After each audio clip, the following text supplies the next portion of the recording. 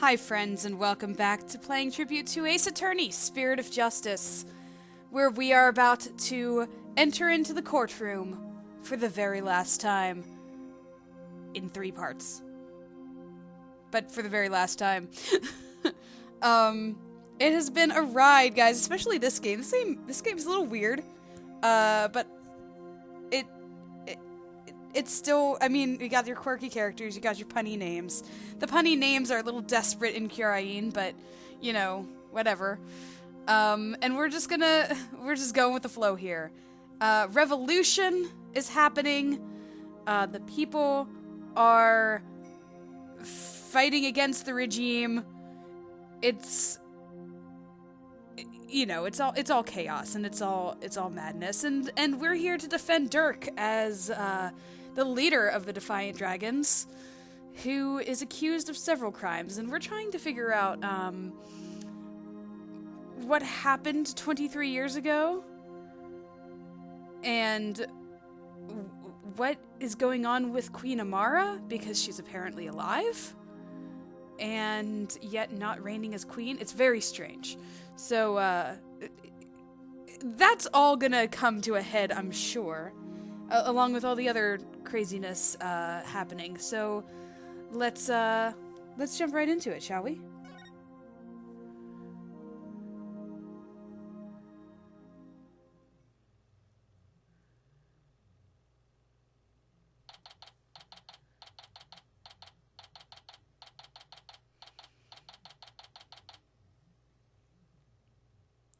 Looks like we're right into it and not in the defense lobby.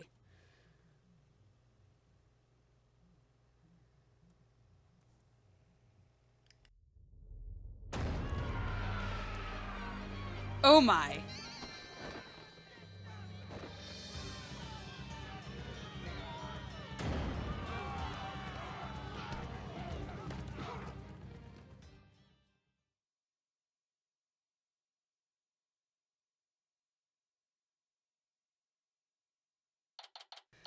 Never mind, we are in the defense lobby. There's just some madness happening out in there. Whew. Oh, sorry, the accused lobby. My bad.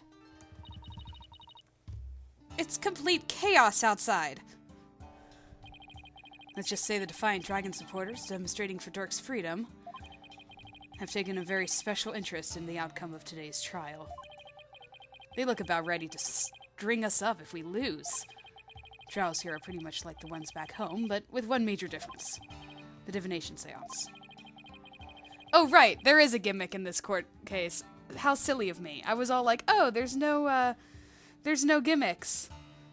Because we're not using the bracelet, we're not using the psyche locks. So, and we can't use the mood matrix because Athena's gonna be in the gallery. But no, the divination seance. Right. The victim's final memories will become a matter for deliberation. I've heard about that. But they haven't stopped you from winning your cases here in Kyorain. True, but it wasn't easy.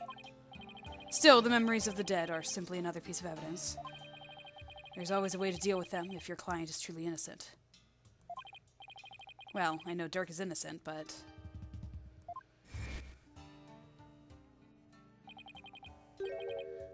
I have one more... Oh, right, okay, all the secrets that he didn't tell me.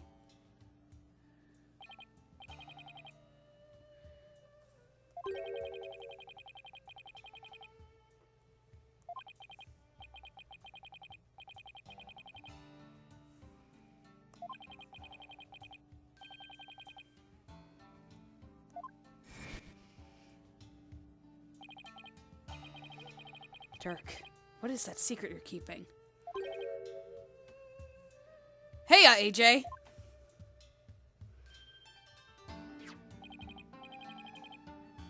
Here you go, just like I promised. Oh, right, I forgot that he was holding on to that for me.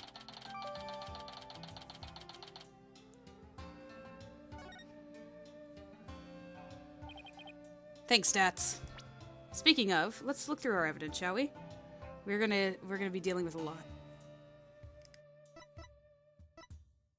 Somehow this is still important. Well, I mean, he did die in the same fire that did not kill the queen. I'm so confused. The autopsy reports, the diagram. Soot. This thing that's Dirk's. Blood trail leading from the coffin, which makes me think that somebody was hiding in there.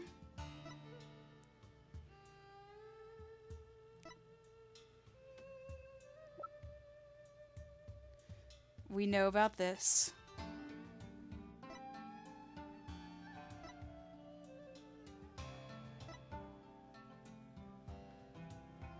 Got a lot of information there. That's important. We also have that information. There's a lot of random stuff we have that I don't really know where it's going to come into play. But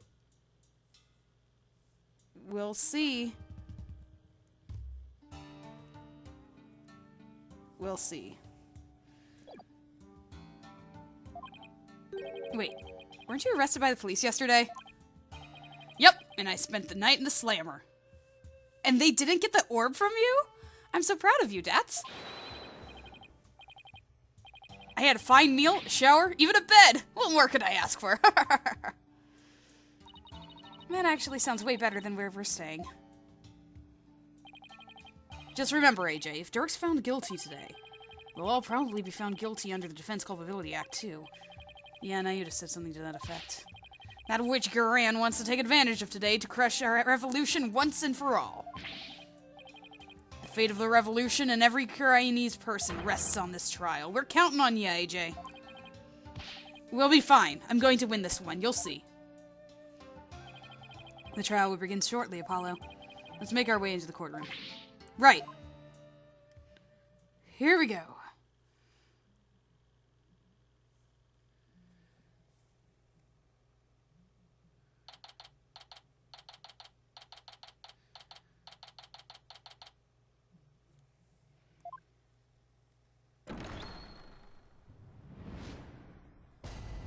All rise.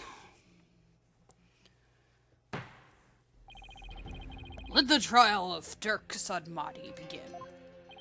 The defense is ready, Your Honor. The prosecution is ready, Your Majesty. So it's really come down to this. Well, don't expect me to hold anything back, Nayuta.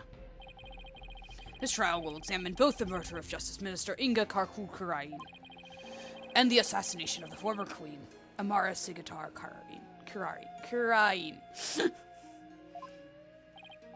First, I believe we should address the murder of Minister Inga. Oh, okay. Would that be acceptable, Prosecutor Sadmati?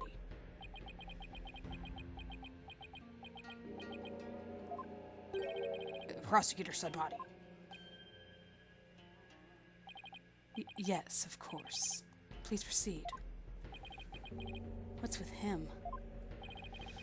How very unlike you, Prosecutor. Is your mind elsewhere this day? Not at all, Your Majesty. Are you really going to be able to go through with this, Nayuta? Well, Prosecutor Sadmati, I would be remiss if I failed to voice a concern of mine. I have heard mention that you are a son to the accused, Dirk Sadmati. You have heard true. Does that fact pose some sort of a problem, Your Majesty? A father being prosecuted by his own son? Could one possibly deliberate such a case without having personal feelings intervene? Yes, without question. Can he really handle this? Even if it is Prosecutor Sadmati, going against his own father is just... How can the son of a criminal even be a prosecutor in the first place? Dirk? Fellow citizens, you would do well not to underestimate my son. He's not one to allow personal feelings to interfere with the execution of his duty. Isn't that right, Nayuta? I will not stop until my work here is done. See? So all you doubters just sit back down before you trip over your own stupidity. Ha ha ha ha ha ha!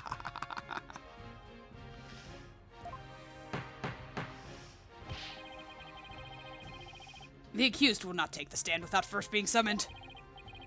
In any case, Prosecutor Sadmati has no issue with the arrangement. Then let's commence the deliberations. What? That's a new voice. Your Eminence? One moment, if you would. Your Eminence? Your Eminence, what brings you here?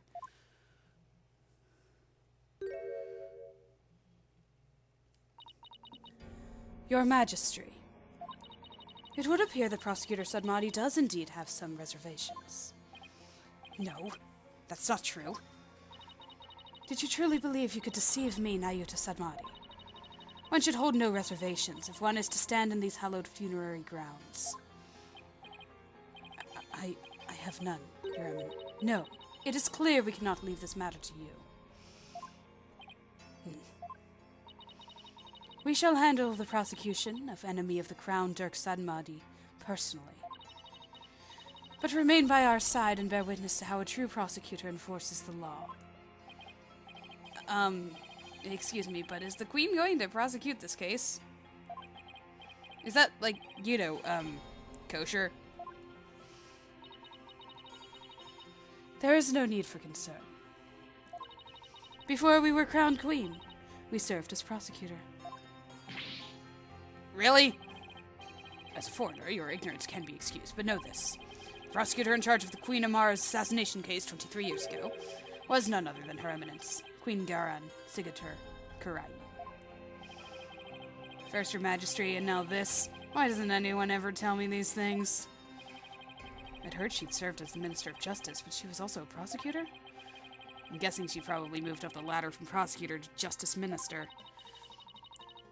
We prosecuted that case 23 years ago, but no verdict was ever rendered. We had one guilty verdict in every case until then, for no lawyer could stand up to us. No, I am at a loss for words. To think I would once more bear witness to Her Eminence at work in the Hall of Justice. Our first trial in 23 years. No quarter shall be given to criminals. We shall prosecute them with all our might. I keep swapping prosecute and persecute. It's like, it seems fair, though. What's happening? Oh, wow! If that's not the sign of evil, I don't know what is. Holy cow! What a magnificent sight! The Queen's attire from her prosecutor days. To think we'd get to see it once more. What? That's Queen Garan? Talk about an extreme makeover. Oh, no. It's all coming back now, the feel of my blood pumping through my veins. Well, she stopped talking about herself in the plural first person. Also, yikes, those nails. And what is that supposed to... Is that a shoot, I lost the word for a paddle to smack?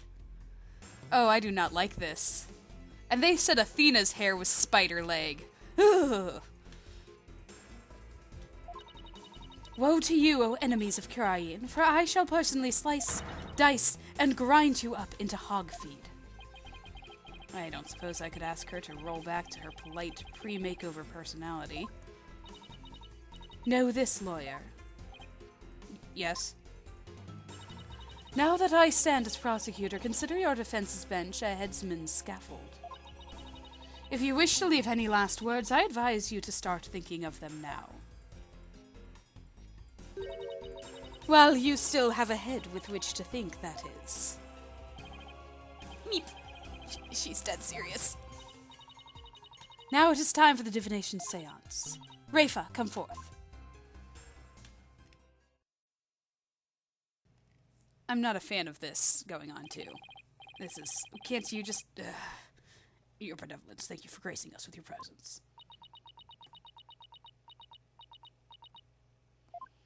She's having a rough go. Your benevolence, I understand it might be difficult for you, but may we proceed with the divination seance? Yes, let us proceed. Forgive me for asking, but are you feeling physically unwell? If so, I would advise you to avoid any undue exertion.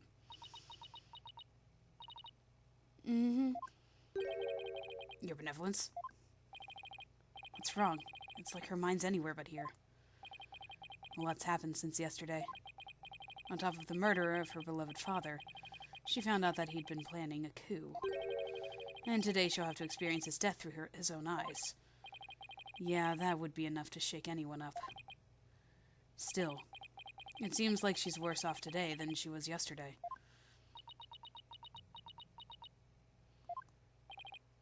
Yeah, I don't remember her being this depressed. Angry, yes. Depressed? No. I wonder what happened. The paddle?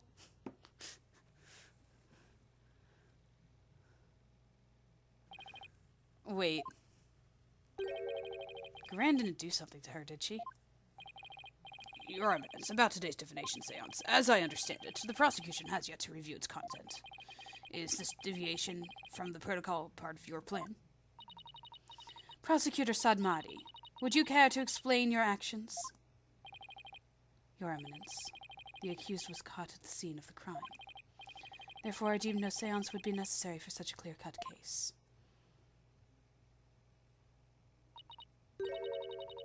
You and your bleeding heart. You seek to spare Rayfa the trauma of witnessing her father's death. Is that why you've done this? Not at all. You were concerned for me, Prosecutor Sadmadi? That's oddly compassionate of him, all things considered. Your Eminence, your Majesty, regardless of what is best for her benevolence, this case is blessed with a bounty of incontrovertible evidence. So I believed we could reach a swift verdict without devoting precious time to a seance.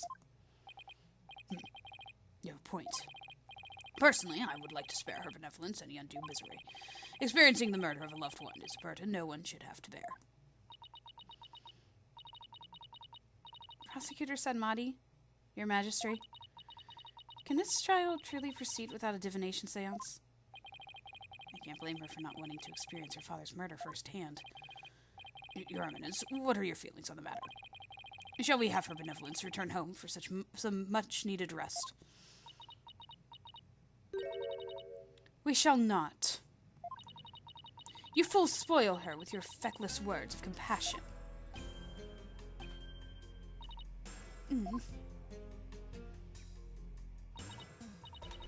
Listen well, Rayfa.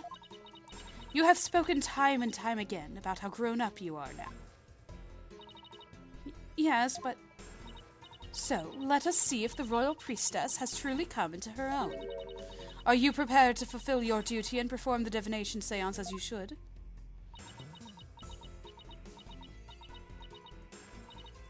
Yes. That's better. See, problem solved. Poor Rayfa. Is this really a good idea? I guess we'll see. Very well. Let us begin. The divination seance. Nena, my robe. Oh. Looks like Nena's still missing. It's been a whole day already. Barbed head. Yes? You remove my robe. What? Why me? Don't keep her benevolence waiting now, Mr. Wright. Can't you see she's ready to begin? Great. I've been reduced to royal robe remover. It's like she's grooming Mr. Wright to be Nena's replacement. He did take her staff the other day. Very well, Your Benevolence. Please start whenever you are ready.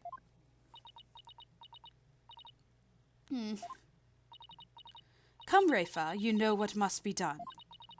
There is no turning back now.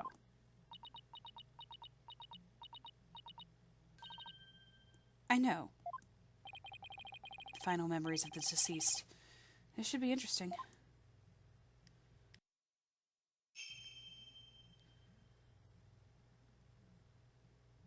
O Holy Mother, we hold this divination seance in your name.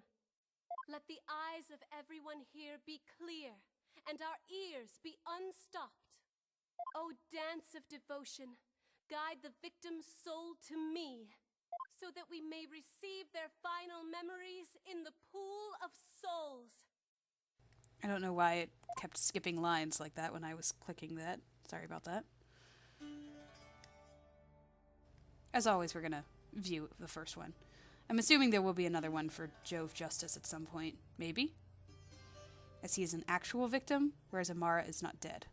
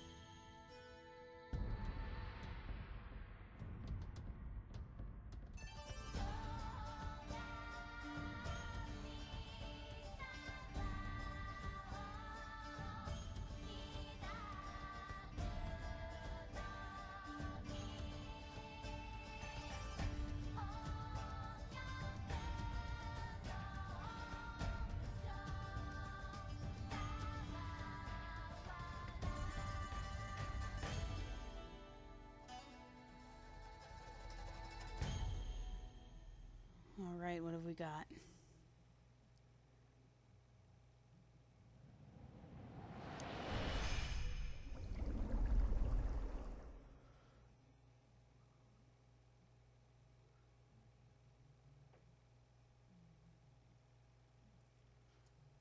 What? Oh. I,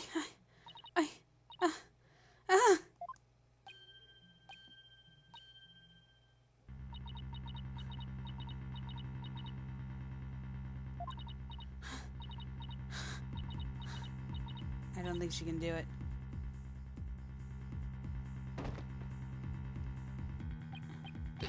Your benevolence! What's wrong? This is unacceptable. Bailiff, take her benevolence to the first aid station at once. This is not good.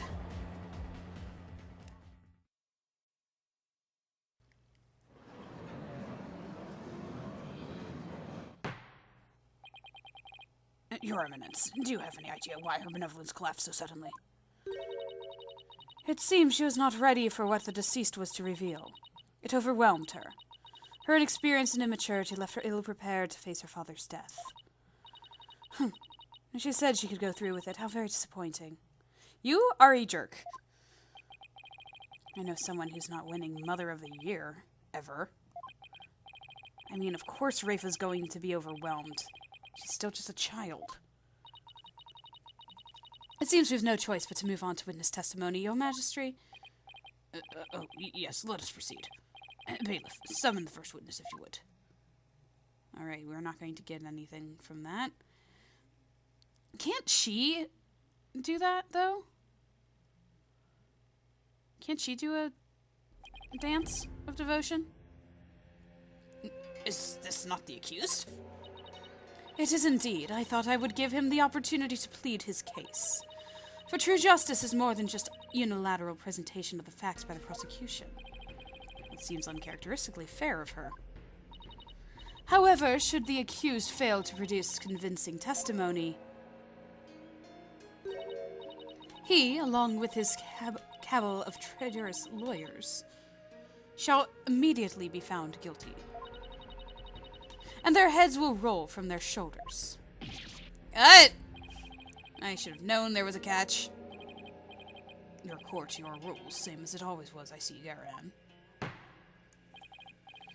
Now then, Mr. Dorsadmati, if you could enlighten us as to what happened. Well, I would, if I could. But he doesn't remember anything. Oh, this is quite a start, guys. This is quite a start. Dirk explains himself. I was struck by a sudden dizziness the moment I entered the tomb. The next thing I knew, I was standing there with a bloody knife in my hand. And lying right in front of me was Inga, dead as a doornail. I've no recollection of what happened in the interim. But I too didn't kill him. At least, I don't think I did. It'd go against everything I believe in.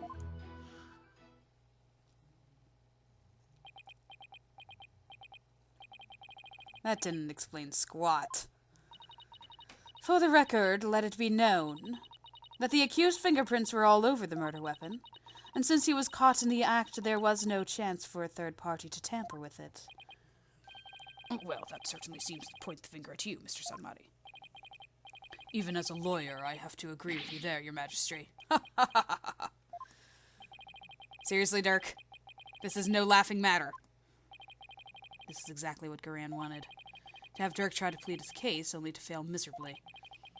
How low can she go? Prosecutor, behold this most unpleasant of spectacles, and let it be etched into your soul. See how instead of accepting the inevitable, those fish-brained lawyers flounder and flop themselves straight into the abyss of despair. Yes, Your Eminence, show me the way. Now then, would the defense please begin their cross-examination? I will try.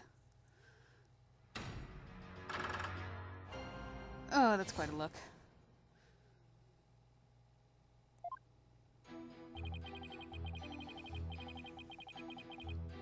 Can we explain the dizziness? Did you breathe something in? You were struck by a sudden dizziness? Was it because of his illness? Is that something that has ever happened to you before? Can't say that it has. Maybe age is catching up with me. I'm no spring chicken, after all. That's not the issue here. A most cunning excuse. One befitting of an insidious insurgent. Oh. A killer who does not recall his crime. How very convenient. Next, I imagine you will plead insanity. You aim to seek a lesser sentence through excuses and subterfuge, do you not? Objection! That is such a powerful objection. Don't make me laugh, Your Malevolence.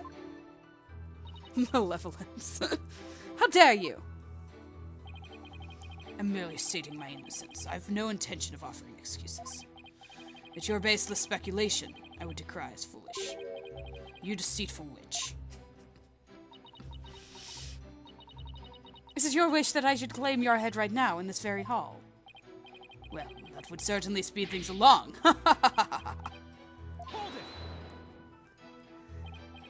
Dirk, why don't you let me handle it from here? And if there's anything you need to say, you can say it through me, okay? Anything to stop you from needling the queen. Next time you have an objection, you better have some proof to go with it, Dirk. The accused will continue with what he does recall of the crime.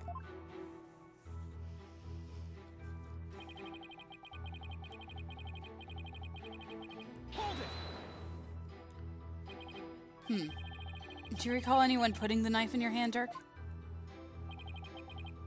Wish I could say I did, but I don't remember a thing from before I came to. I think there might have been a third party in the tomb, son. Yeah, because if you didn't do it, then the real killer must have been there with you.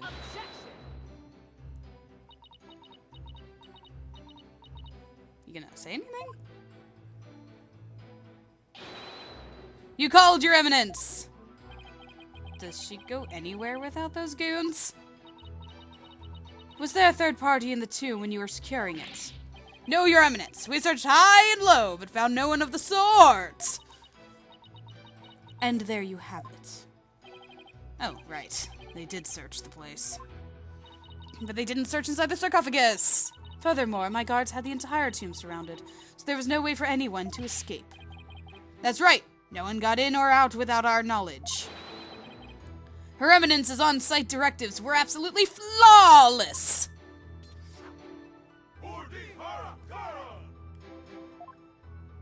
Thanks, guys. Do you see now? The presence of a third party is beyond the realm of possibility. The tomb was, for all intents and purposes, completely sealed off from the rest of the world. What a waste of time. How can it be any more obvious? Dirk must be the killer. Thanks for nothing, gallery guy. As if our graves weren't already deep enough.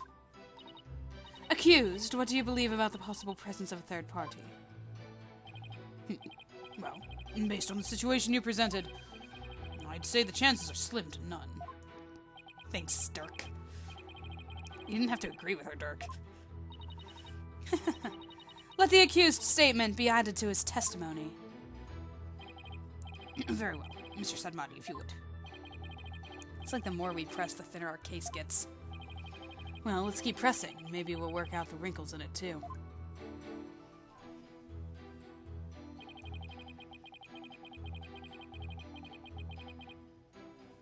Hold it! The sarcophagus exists, though.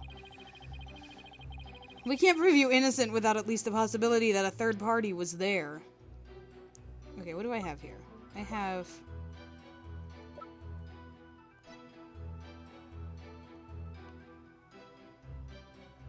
this that does not belong to the victim. So that's important. Huh. Find the possible and the impossible, son. That's just what lawyers got to do sometimes. Isn't that right? Who, me? Yeah, you could say that. I've seen more than my fair share of trials like that. They start with no viable evidence, useful testimony, or any hope of winning. But through cold sweat, desperation, and a little luck, I always manage to pull them off. Right. I can see we are kindred spirits, you and I. Ha ha ha ha ha! Geez, taking cases like that must shave years off your life. If that were true, I'd be long dead. Find the possible and the impossible. Can I prove that it was at least possible that there was a third party there? Dirk, what did you see at the scene of the crime?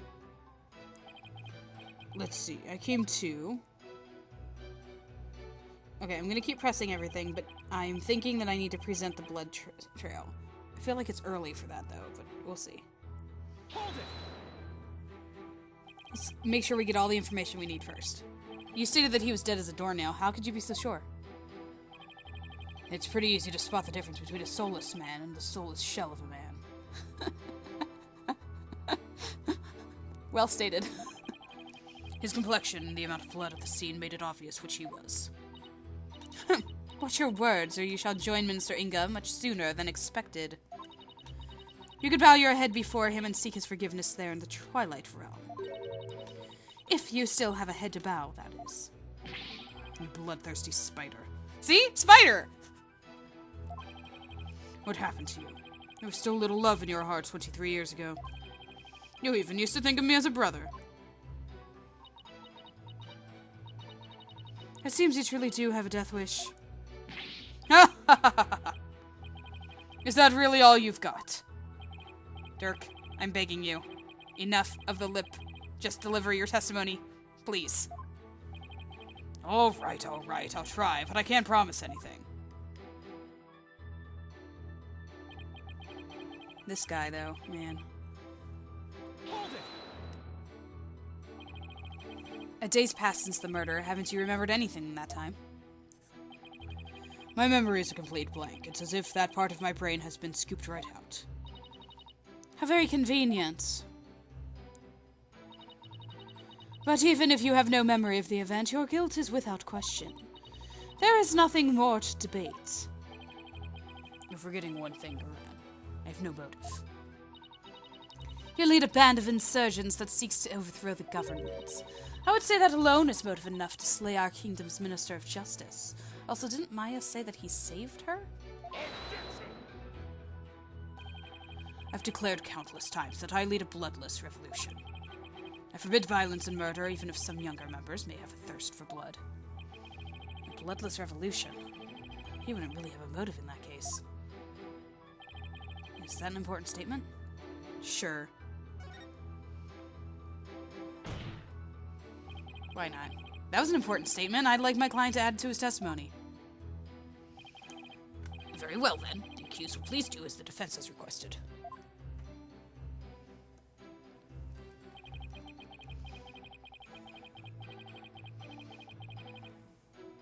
Hold it! A bloodless revolution. Could you be more specific? I'm talking about dragging this pompous prosecutor here off her bloody throne. So go ahead, Garan. Act all high and mighty now, because it's the last chance you'll get. You still speak of a rebellion, despite the charges against you.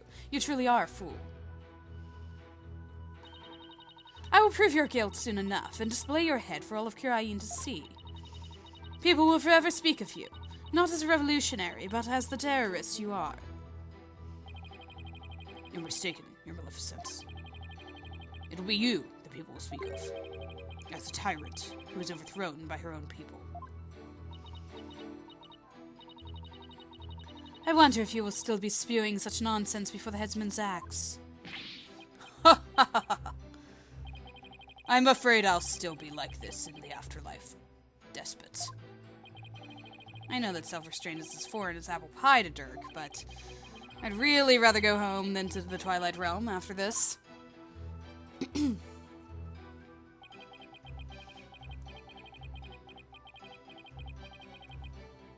Hold it! Can you state that you didn't kill him more definitively? How can I when I have no memory of what happened? Well, can you at least state whether or not you are a murderer? That I can do. I am not a murderer, and I would never kill anyone, no matter the circumstances. And do you have any evidence to support your claim that you did not kill the minister? Evidence? No. Can't say I do.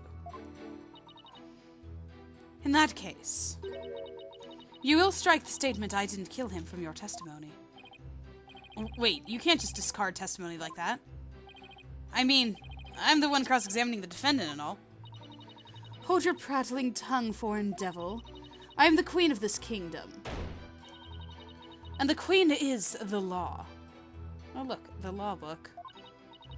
As such, I need not follow the laws that are in place. I can make and break them at will. Henceforth, the accused will refrain from stating I didn't kill him. What? Sure, whatever. This is a grand show, after all. Same as always.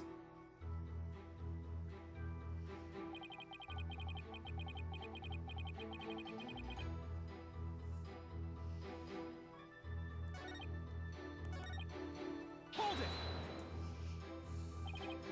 it! Dirk, leave the evidence finding to me. Now please, will you stop agreeing with everything the prosecution says? Alright, I'll stick to the facts from now on. But remember, son, if you truly believe in me, you should be able to prove my innocence. I know you can do it. He believes I'll prove him innocent. Even with all these inconvenient truths? Is that what he's saying? I think Dirk might be onto something. Even the most disadvantageous facts may point the way to the truth. So don't ignore them. Think of them as food for thought. Don't worry, I know. The worst of times are when lawyers have to force their biggest smiles. I need to remember that, no matter how difficult the facts might be to deal with. If only we could establish the possibility of a third party. But does the possibility itself even exist? We don't have a choice. Proving it exists is the only way to start a real dialogue here. Alright. Bloodstain it is. Here we go. Hold it! Whoops, I pressed the wrong button. I'm sorry. I got too excited. We'll let them bond again. It's great. They're so similar.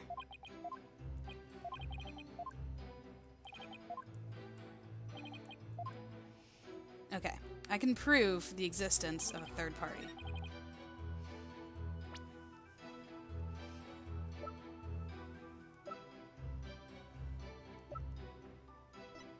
Objection!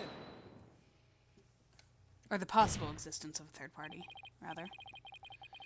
Your Eminence, I'm afraid this trial will not go exactly as you anticipated. Because I can show how there might have been a third party in that tomb. Oh, how very fascinating. Go on. I do so love a good fairy tale. We did a luminol test at the crime scene, and we found a blood stain that didn't match the Justice Minister's blood. I will remind you that neither Dirk nor Miss Faye were injured during the incident. The thing is, this blood stain we found had been wiped up by someone. What's this? But who would have done such a thing? That's the big question, isn't it? Who wiped up the blood and why? Thinking about it logically, it must be someone who wanted to conceal their presence at the scene of the crime. Oh, and to whom do you suppose this bloodstain might belong? The killer.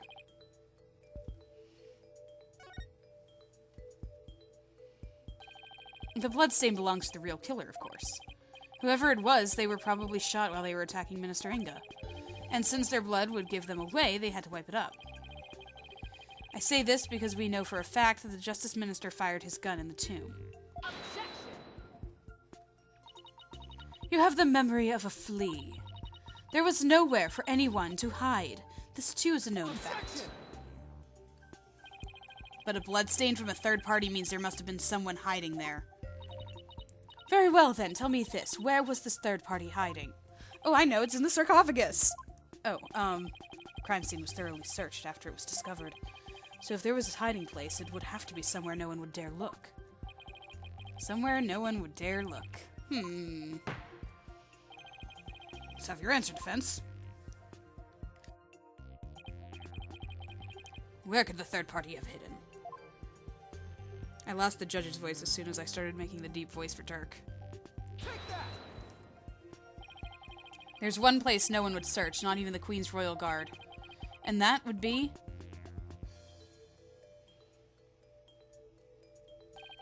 inside Queen Amara's sarcophagus. Even now, it's locked up tight.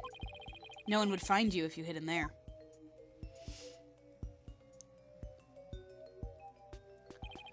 I'm told that it's temperature controlled to preserve the mummy within.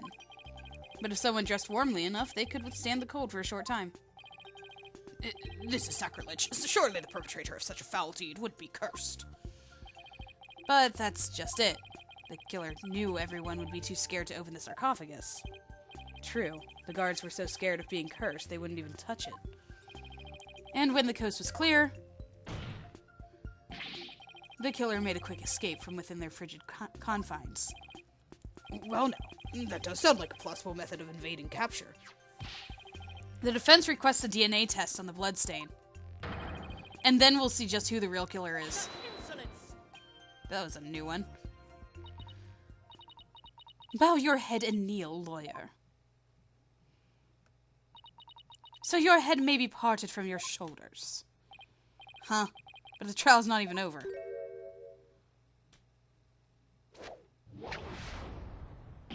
Ah! It's a fan? How soon you forget you are already on the headsman's scaffold. As such, I could order your beheading at any moment. All I did was request a DNA test.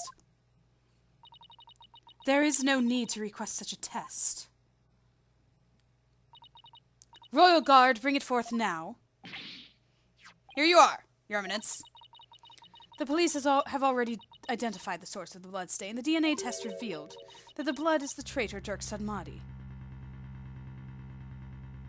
Huh? What? But Dirk wasn't injured, so where did his blood come from? Maybe he coughed it up. Dirk's illness. Oh, shoot.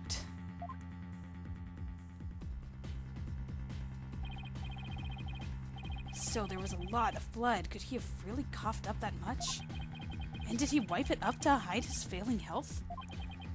Dirk, is it really that bad?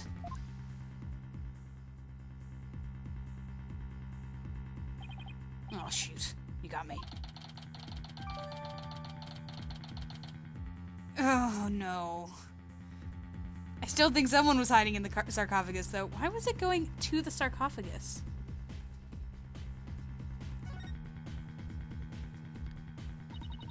Pay attention, horned devil, for this case has already been solved. You claimed that this bloodstain would lead us to the real killer, did you not? I may have jumped the gun there. About that. Did you or did you not make the claim of your own volition defense? Yes, I did. After she steered you in that direction, that is. I fell right into her trap. Do you see now the folly in opposing the very embodiment of the law? Whatever you say or do shall come to no avail. A third party at the scene of the crime? It's beyond the realm of possibility. Praise be for Queen Garan. Her Eminence's legal tactics are beyond compare. I hate to say this, but she really got us good. The key to Amara's sarcophagus is under the protection of the royal family. My husband and I are the only ones who could open it. Therefore, it would be impossible for some knave to open it. Can I really discount the sarcophagus as a hiding place, though? What if the real killer is still in there? No, that's just ridiculous.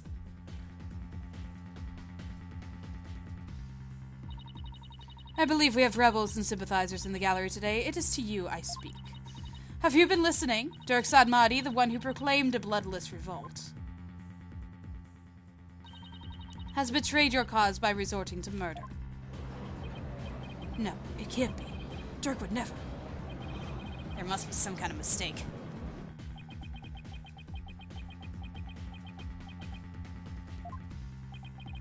The Defiant Dragons and their sympathizers are starting to have doubts. So this is why Garan allowed us to cross-examine Dirk. By establishing his guilt for Inga's murder, she's effectively damaged his reputation among those who support him. True, but now we have an even bigger problem. And now, filthy lawyers, you will honor your end of the bargain. Accept your guilty verdict for your failure to explain your client's actions.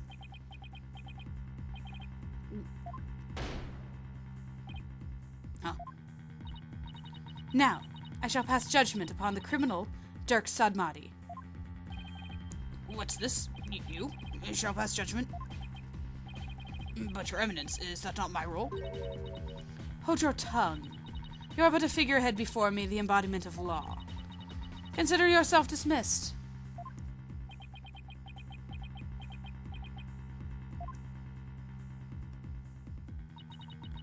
As Queen of Krain, I shall now pass judgment upon the accused.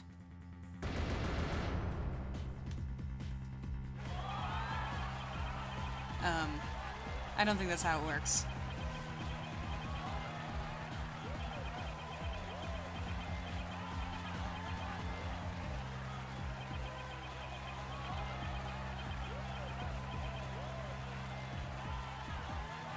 Objection! Wait! You didn't even give me a chance to rebut. Reboot. Reboot, reset, come on, let's try this again.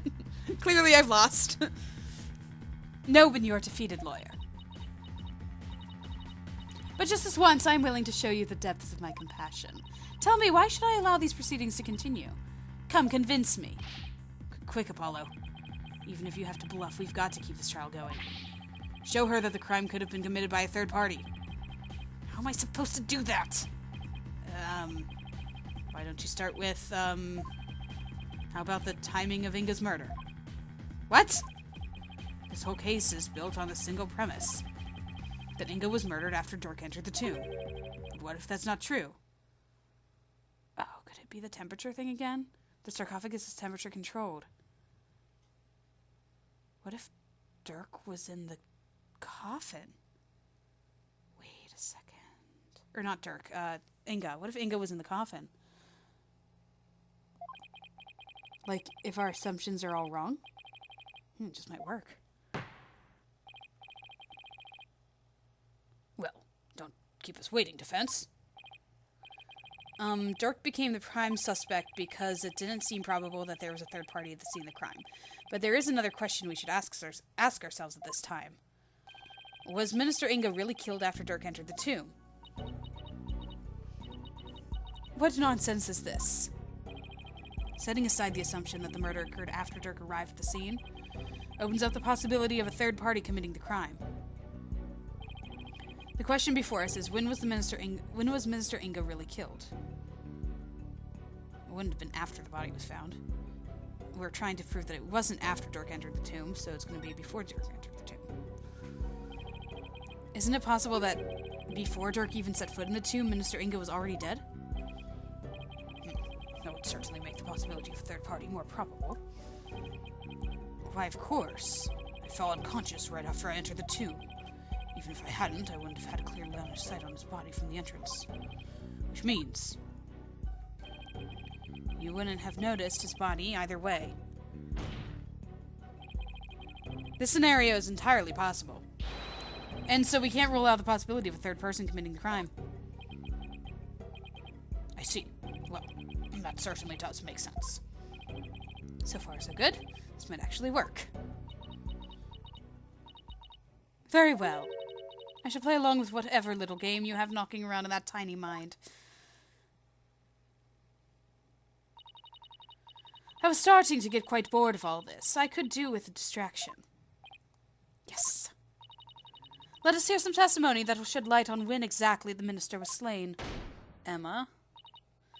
Bailiff, summon Rafa. Surely she has recovered by now. Oh, come on, man. Leave her alone. But what about me? Don't I serve a purpose anymore? That's okay, Judge. I still like you. You're doing great. I hope you are feeling better, Your Benevolence. Must I perform the divination seance?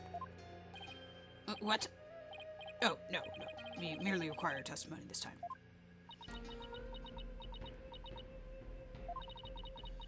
How could my testimony be of any value? Your Benevolence. Princess Rafa seems awfully depressed. After what she's been through, summoning her again is like rubbing salt in the wound. Being unable to perform the seance was probably the last straw. I hope she doesn't pass out again. Prosecutor Sunmati, may I ask you something? Of course, Your Benevolence.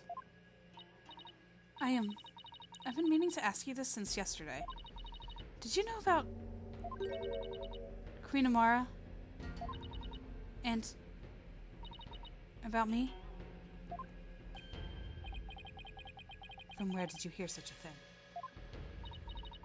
From Mother, and only yesterday. Rafa was carrying on about telling the truth to the people, so I told her. I told her what the truth really was. For it is up to a mother to discipline her child. I see. Be as it may, Your Benevolence, it has no bearing upon our trial here today. So there's no need to let it trouble you. I know. Garan told Rafa about something other than Amara's status? Sounds like it, but what could it be? Rafa, the defense has proposed something preposterous. They somehow think your father was already dead when Dirk entered the tomb. Oh, she's the one that is called because she's the one who has the testimony of the fact of him going 10 minutes before.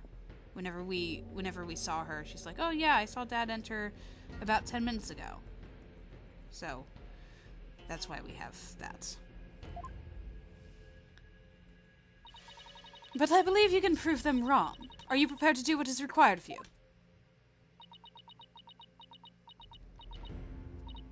Yes. I'm ready to testify. Very well then, Your Benevolence. Your testimony, if you please.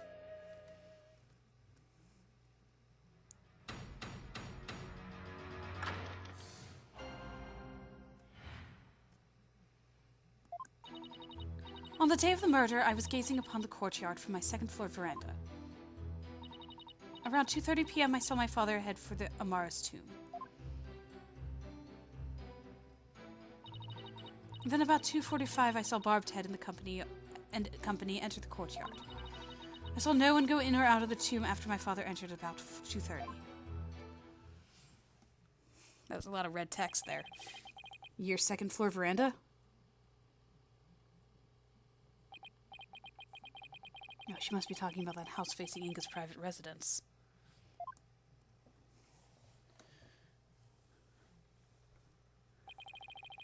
So that's the location from which you saw your father. And at about 2:30? When did, Shadow knock over the thing? 2 p.m. Okay. So,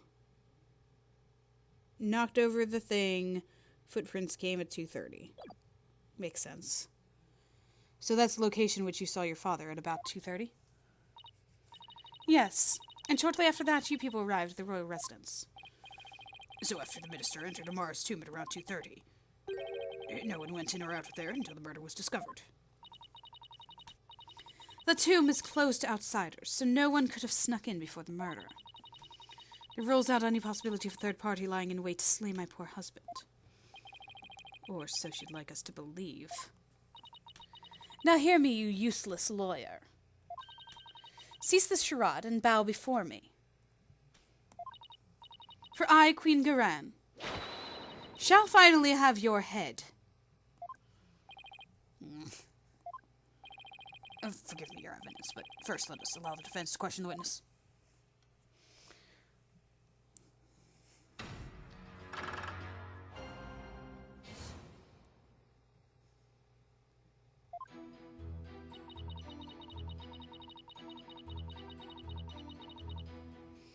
Press everything. You say you've been watching the courtyard until we arrived, correct? That seems like an awfully long time. There's much that weighs on my mind. I see. She really does sound troubled. I don't think she ever fully recovered from the previous trial.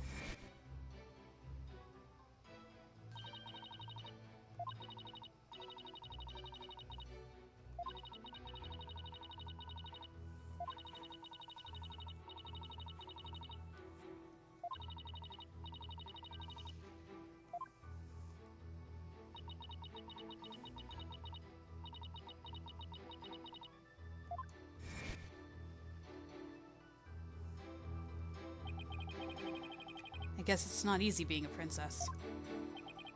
Your benevolence? I'd be happy to lend an ear if you ever like to talk.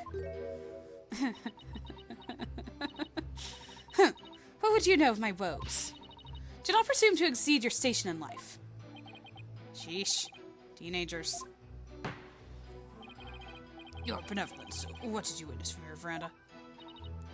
Well...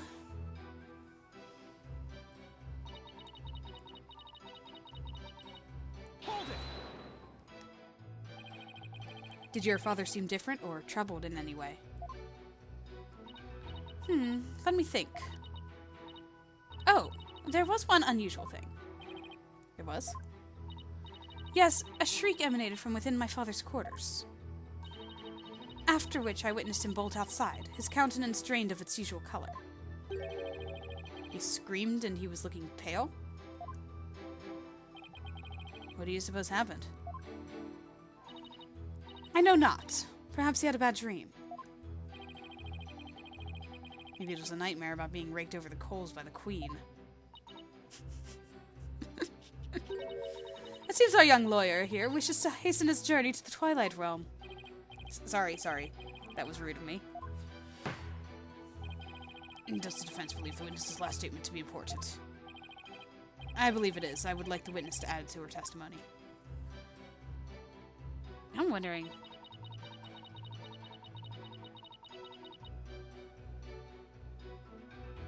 Could he have been stabbed in his room?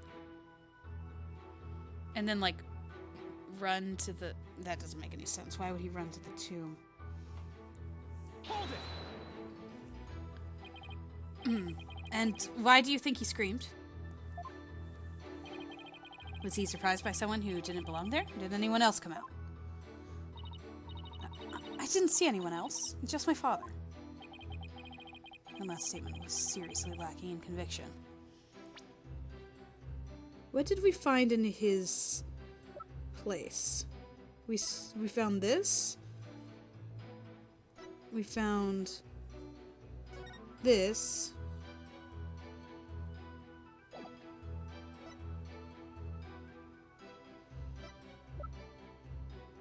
We found this. We also know this happened at 2. Should I press her on this? Be nice and leave it be. Press softly and press harshly. What kind of choices are this? Oh man, I'm gonna have to press harshly, aren't I? Let's soft press. Your benevolence? Yes. This incident was a real shock to us all. It must have been really terrible for you, but I want to let you know I know how you feel. Please stop. You presume too much. It's times like these that you need something to take your mind off things. How about we all go on a picnic together or something? What are you doing, Apollo? I need no sympathy from you. Go on your little picnic alone, Hornhead. Well, that didn't go well. Apollo, you have to take a more aggressive approach with people like her. Yeah, he's probably right. Now, back to my testimony. I was trying to be nice. Hold it! Alright, take two.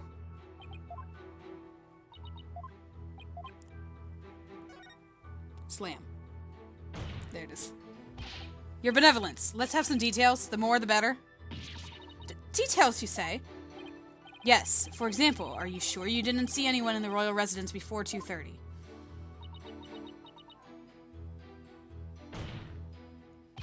Well? Is that a yes or a no? Eek! Foreign devil! I've been gazing upon the courtyard since about 2 yesterday. Yet I saw none other than my father. Oh, if only I'd stopped him then. I think you've struck a nerve, or rather, obliterated one. Maybe I pressed a little too hard. Still, that last statement seemed a little off somehow. So you didn't see anyone except your father in the courtyard after 2 p.m., huh? Please add that to your testimony, your benevolence. Yep, that's the problem.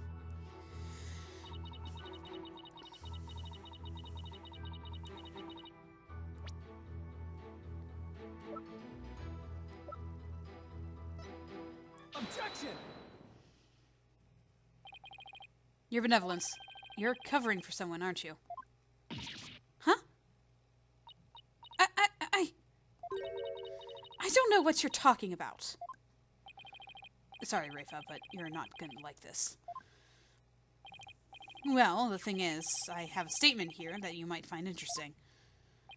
It's from a witness who claims that around 2 p.m. his dog got loose and ran into the palace courtyard. That's when the little fellow stole this hat from someone. Ah! That's Nana's! I mean, nothing! Never mind! It's too late, man. You're full of a daughter. It seems the princess made a blunder. So let me get this straight.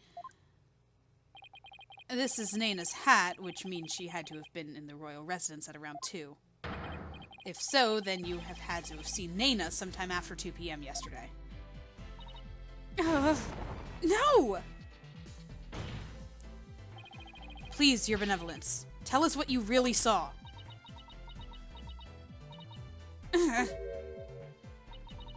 It is as you say, Hornhead. I saw Nana. And I saw that dingbat dog steal her hat from her in front of my father's residence. I knew it. Why didn't you say so in the first place? Because my mother told me not to. What? Would you care to explain, Your Eminence? I requested she withhold said information, for it is of no relevance to this case. Objection! Doesn't sound like it if you're trying to hide it. You don't get to decide. If you disagree, then prove that it is relevant to the case at hand. Oh, I will. Your benevolence, please tell us everything you witnessed when you saw Nana. All right. When I saw that dingbat dog attack Nana, I ran to help. I raced from my second-floor veranda down into the courtyard. Wait. That means that while you were coming down, you took your eyes off the courtyard.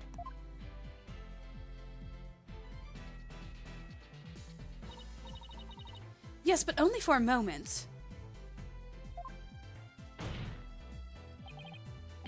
This is crucial testimony. If you took your eyes off the courtyard, it means somebody else could have entered the tomb without you ever knowing. Ah! Your benevolence.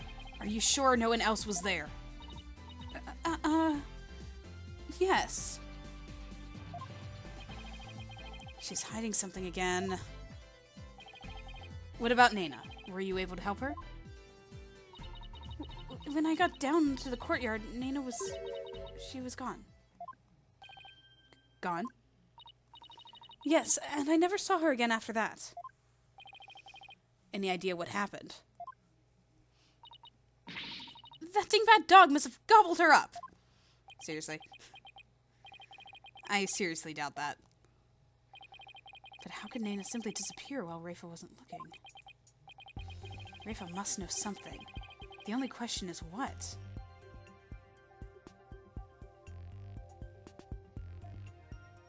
Where Nena disappeared to, or why Nena disappeared.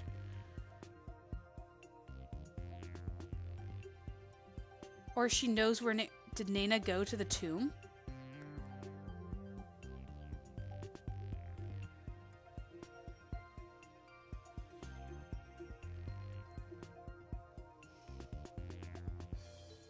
Do you know why?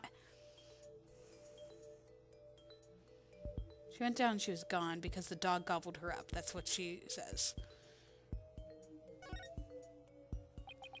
Do you have any idea where Nena disappeared to? What do you mean? Well, during the time you took your eyes off the courtyard, someone could have headed into the tomb, and it just so happens that Nena disappeared right at that moment. No! Wait, you think Nena had something to do with the murder? I don't think we can roll it out. It sounds like something had kept Nena occupied since the early morning. Plus, she was seen right before the murder and then seemed to vanish into thin air. You're right. And since she's Rafa's attendant, she could come and go as she pleased within the palace grounds. Could Rafa's attendant really be the killer? But that would mean... first my father, and now Nena? These were the people I trusted most. How could this be? Do not heed their lies. Lawyers are a foul breed, quick to claim that a third party is to blame for a crime. Nena did not enter the tomb, that much is certain. How can you be so sure? When Nena's hat was stolen, that crazed cur spilled an urn full of water upon my husband's doorstep. Is that not right, Rafa? Yes, it is. While that dingbat dog was tugging on Nena's hat, it tipped over the urn. The bottoms of her shoes would have been soaked with water. Oh, that was Garan, sorry. And if she had truly headed into the tomb with wet shoes, she would have left shoe prints along the way.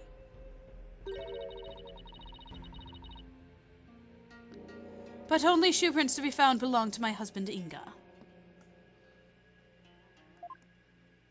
What about the tracks inside, though? Huh? Then...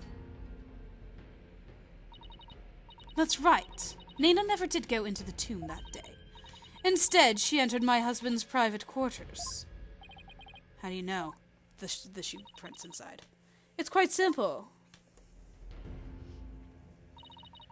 Shoe prints were discovered in Inga's private quarters. Shoe prints that belonged to Nena. That's right, Edgeworth and I did see some shoe prints in there.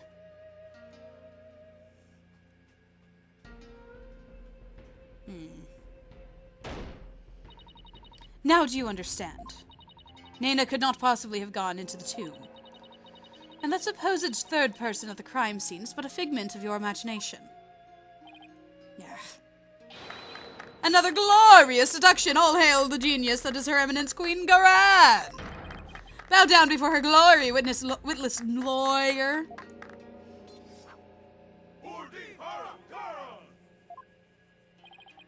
Could those guys fanboy any harder? But is it really true? Did Nena not go into the tomb? Excuse me, but... Mr. Wright? Your benevolence, what time was it when that dog attacked Nana? I believe it was about 2:15 p.m. I see. Apollo, if Nana entered Inga's private quarters at around 2:15, and Inga came racing out at around 2:30, pale-faced and screaming, then... I know what you're getting at. Yes, that might explain the scream. Would the defense please share the theory regarding Justice Minister Inga's scream? Certainly, Your Majesty.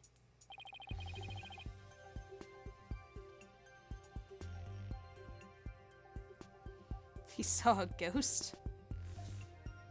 He had a bad dream. He was attacked by Nana? Was he attacked by Nana? Okay, so yeah, wait, no, okay. So if he screamed because he was attacked by Nana, he was stabbed, he ran off in a hurry, and then died there. I mean, it's possible, right? Cause of death is blood loss.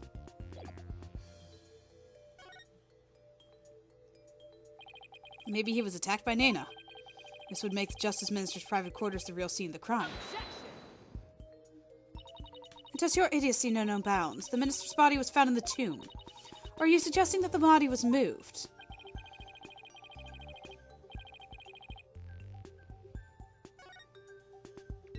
I think he moved himself. Considering the fact that the body was found in the tomb, I'd say there's a possibility. Huh, what utter nonsense. Rafa has been watching the courtyard. He didn't feel it.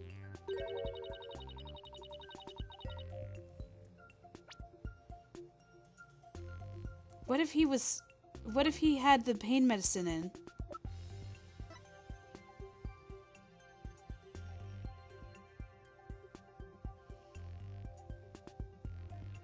And he didn't feel the pain, and then he ran to the tomb. That's why he didn't know he was stabbed. He didn't know he was stabbed. He ran to the tomb. Then Dirk comes in, sees that he's dead on the ground, is like, what the heck happened? Pulls the knife to try to save him, maybe? And then the place gets rushed. That's my prediction of events. Yet you would suggest that someone could have transported the body unnoticed. You have a point there. In that case, I'd say there's no way that the body was moved. After all, there was an awful lot of blood in the tomb. There was. I understand if the scream was a reaction to Nana's attack, but Inga died in the tomb. We need to explain how those two realities could coincide. How are we supposed to do that? Okay, I have my prediction. I'm going to see if I'm following it. Oh, maybe. Maybe where he was stabbed and where he died were two completely different locations. Yes, that's what I'm saying. He moved himself. What do you mean? It's just, let's look at this simply as possible. If the minister's body wasn't moved, he might have been stabbed by Nana in his private quarters, but then died in the tomb. I see. On the one hand, that seems plausible, but on the other, it seems decidedly implausible. Prosecutor Sudmati, what is that fool babbling on about now? This is a riddle from one of those fortune cookies Americans seem so fond of. Perhaps, but I believe he himself does not know what he means to say. In all likelihood, it was a poor attempt to confuse us. We should simply ignore him. Objection! I wasn't finished yet, so hold off on the analysis, would you? The autopsy report never stated that the minister's death was instantaneous, so he could have conceivably moved from one place to another after being stabbed. Oh my, are you suggesting he ran all the way to the tomb with a knife sticking out of his back? Yeah, I mean, he did have that cape, so it would have, like, blocked it from Rafa's view. And it also would have soaked up some of the blood. Well, yes, that's the gist of it. In short, Minister Inga saw Nana with a knife, let out a scream, and when he turned his back to her to flee... Right, and that's when he was stabbed from behind. Well, Your Majesty, does my theory hold water? Insolence! How dare you bore me like this? Huh? You are a humorless moron, spewing an endless stream of unamusing drivel. I wasn't trying to be funny, Your Eminence. Prosecutor, enlighten this ignorant clown in lawyer's clothing. Your Eminence.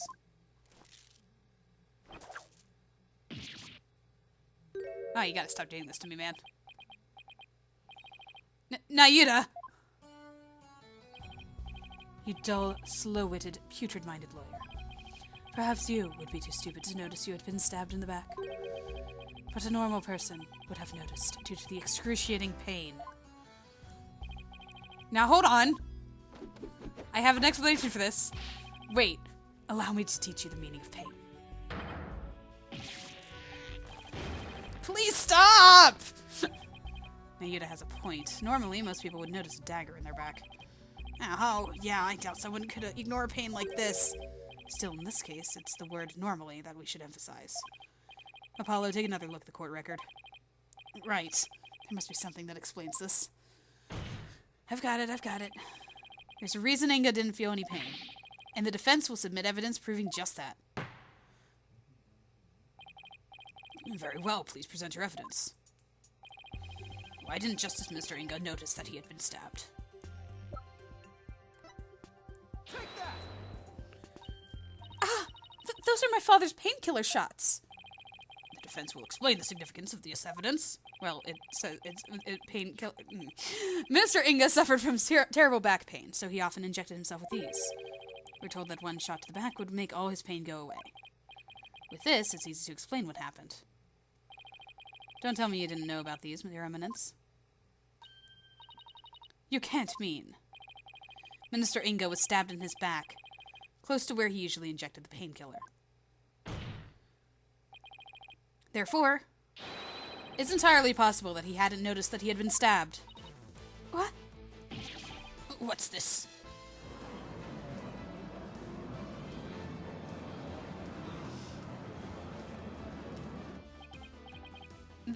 Then, are you suggesting Justice Minister Inga really ran off with a knife protruding from his back? I am, Your Majesty. So then, when I saw my father, he had a knife sticking out of him? I mean, with that cape of his, I couldn't see his back very well. Yes, the knife was there. It was just plunged in so deep you didn't notice underneath the cape. Therefore, when you saw your father, he was already dead.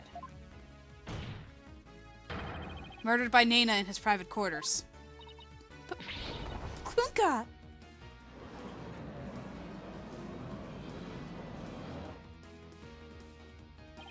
Oh, holy mother of Kirayin.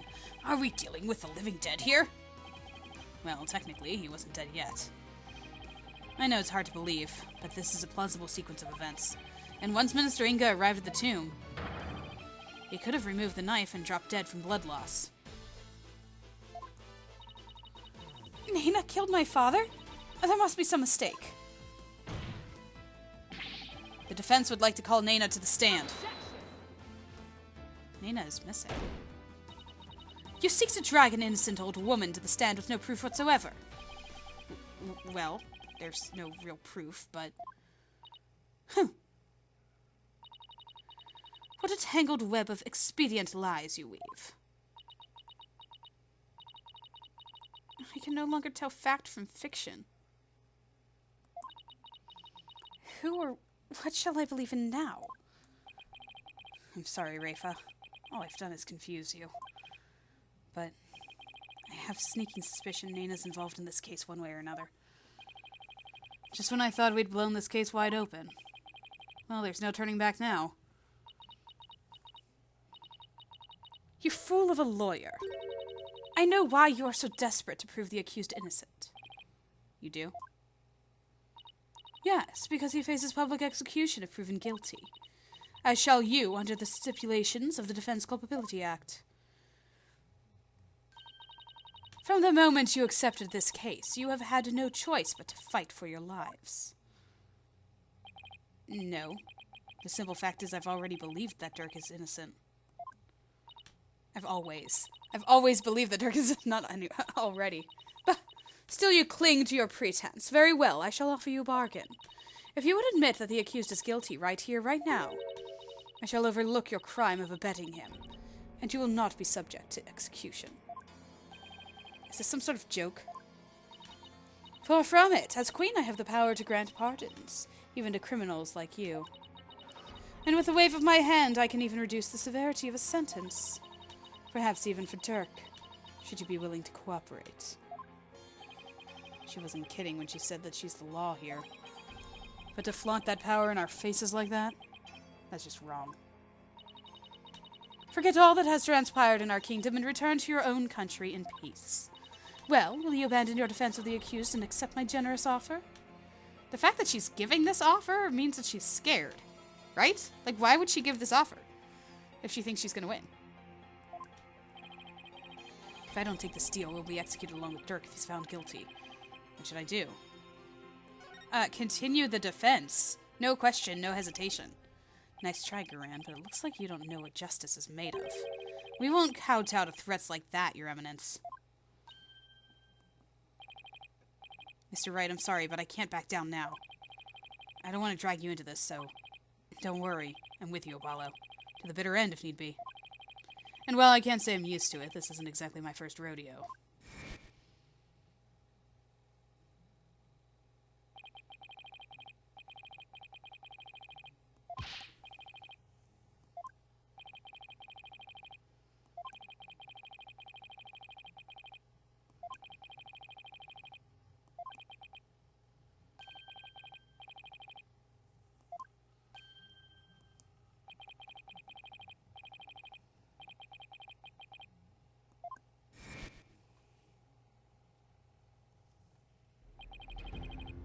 So keep on fighting, Apollo. You'll hear no objections from me. You nincompoops. You'll die if you lose this case. Why would you even entertain the notion of continuing? I believe that Dirk is innocent. That's why. And besides, trials exist to give the truth a chance to get out into the open. You can't give up just because you're afraid of some punishment. Even if that punishment is death? Does that not frighten you, her Hornhead? Who wouldn't be scared? I mean, just thinking about it. Makes me weak in the knees, to be honest. But as a lawyer, I have a duty to protect my client. I can't just abandon that. A duty you're willing to die for? And yet Duty. It's a heavy burden, all right. Rafa looks like she's really struggling. How many times are we going to flash back to this particular scene?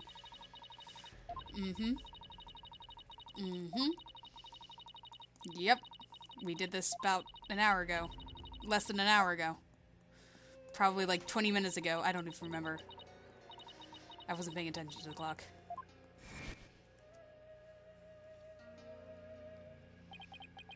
But it's no surprise, considering the torrent of painful truth she had to face. Poor Rafa. It's the thing with her. You start with her being like a snob and not really liking her. But I like that it's not just suddenly, oh, there's all of the stuff she's going through in the last case. It's a build-up from there. Like, Phoenix kind of builds that rapport and that relationship with her throughout the cases in Curaine. So that's nice that it doesn't just, like, throw it at you all at once. Like, I feel like Sebastian in the second Investigations game, they kind of threw at you all at once. Whereas this one was more like she was kind of growing and kind of thinking for herself in some ways, or learning from Phoenix and learning things outside of what her mother and father were teaching her. Very well, then. If the defense is prepared to face the death sentence under the Defense Culpability Act, then I see no reason not to continue with the proceedings. But I must admit, I see no grounds for doubting the accused guilt. Unless the defense has further evidence that would indicate a different suspect. Do we have anything like that? Well, lawyer, do you have any new evidence you would care to present? Okay, so we talked about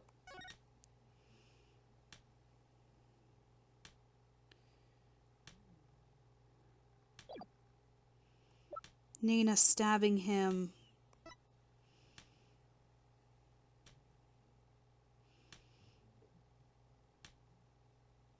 before he got there.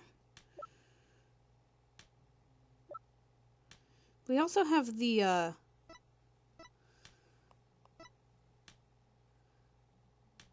we also have the gunshot. Because he shot his gun and it broke a statue, right? Or shall I have the executioner start his preparations? If she thinks I can't do this, she's got another thing coming. But first I have some serious thinking to do. I say that new evidence indicating a different suspect. New evidence?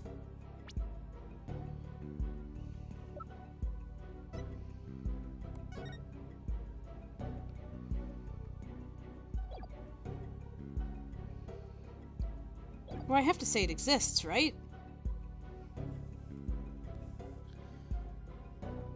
I am intent on...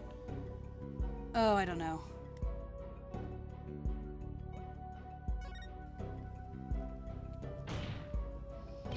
Of course I have some new evidence. Oh, do you now? How very interesting. Why doesn't she sound the least bit concerned? No, I can't let her get to me. I just have to keep pressing forward. Ugh.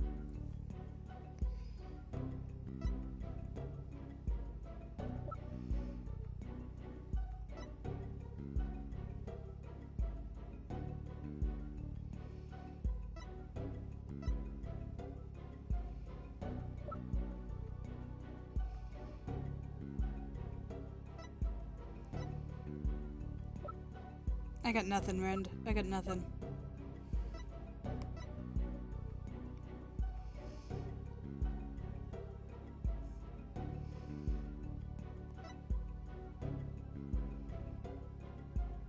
There's a fingerprint on here.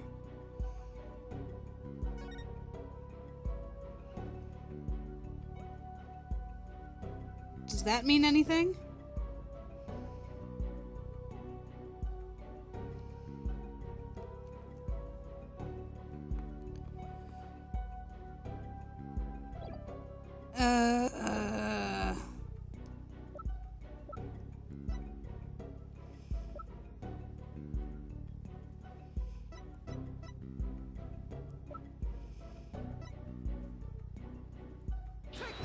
I don't think I have evidence.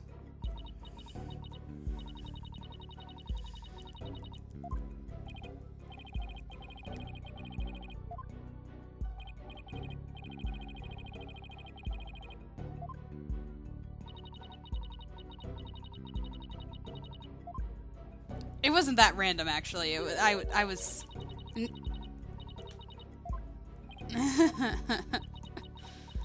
was the fingerprint. I don't know. Yeah, okay, alright. Yeah. It doesn't exist. I got it. Okay.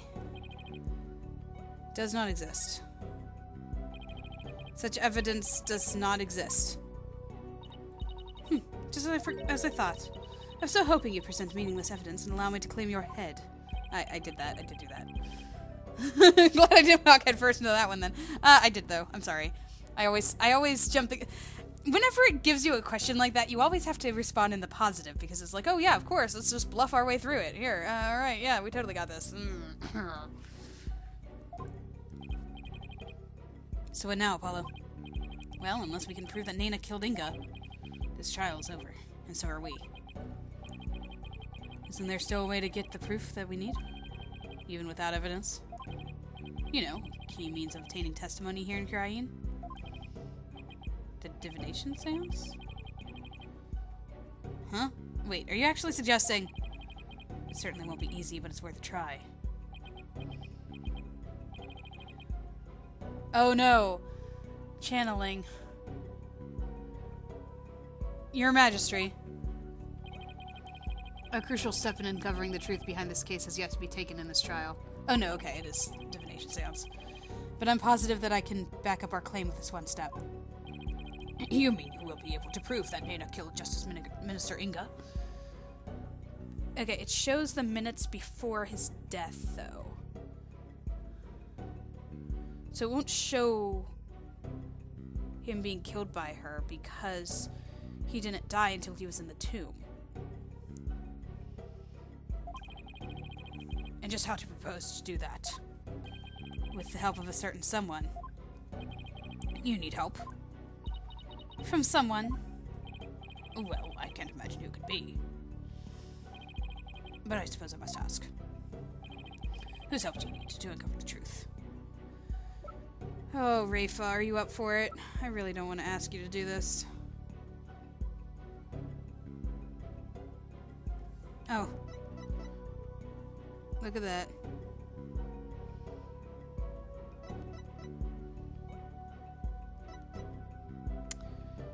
I mean, again, she can do it.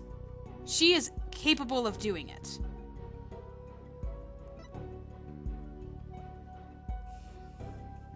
Take that! But that's... Me? Here in Khura'in, legal proceedings include the viewing of the victim's final moments. But that requires your benevolence's help. Such information is just as vital as any other piece of conclusive evidence. If you're right about this, Rafa's power should enable her to see the very moment Nana stabbed Inga. It will be hard to watch your father's murder, but it's the only way to uncover the truth. Your benevolence, we need you and your power. You need me? Objection! Wretched simpleton, did you not see what ensued in the previous attempt? You would only succeed in wasting more time. Or is it your goal to make her collapse again? Objection! Princess said she was prepared earlier. Besides, it's her duty as royal priestess. I'd say it's all up to her now. Am I prepared? Prepared to fulfill my duty? Is it a divination seance required at all trials anyway? If so, I imagine there'd be a problem with handing down a verdict without one. Indeed, it would be problematic. Under Khura'inese law, a seance must be conducted before a verdict can be rendered. Such insolence!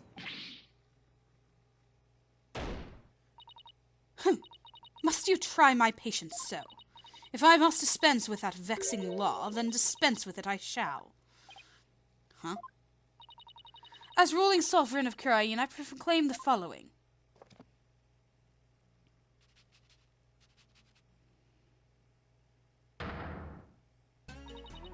Henceforth, the divination seance shall be optional. What? She has the power to do that? She just rewrote the law with a flourish of her hand.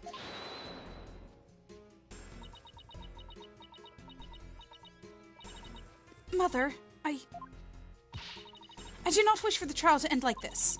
It is as the defense said, I must not neglect my duty simply because I am afraid. I shall go through with it this time. I will conduct the seance once more. Insolence! Rafa, do not be fooled by this lawyerly guile. You are not prepared to witness your father's death. Oh, so now you're saying that she's not? Whereas before you were pushing her? You are so afraid. But the Hornhead needs my help. Rafa, did you not tell me earlier? Did you not tell me you were prepared? But despite your grandiose posturing, you collapsed in a most piteous fashion. Even worse, you have erred in your insights of late. For has not the barbed one there overturned them more than once? You cannot be trusted to keep your word. Nor can you reveal the truth through your insights. So I say to you, be gone. The Sacred Hall of Justice has no need for such a worthless royal priestess. Worthless? Wow. How could you say that to her own daughter? So, Mother, you think me worthless? Objection! Her benevolence says she can do it, doesn't she? So I don't see why you have to condemn her before she's even made the attempt. Good point.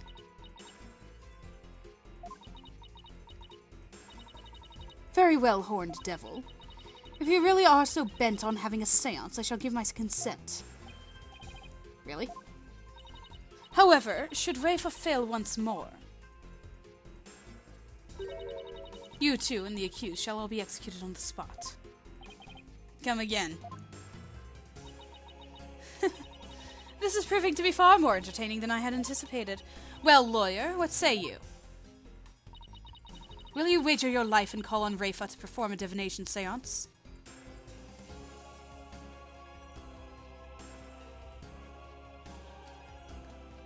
You can do it, Rafa. I believe in you.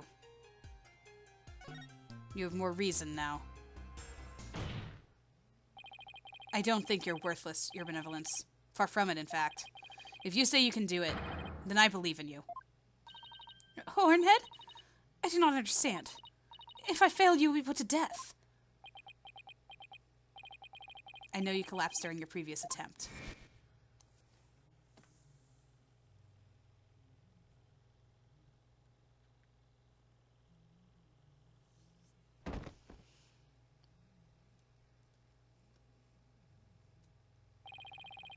I can't even imagine how terrible it must have been for you.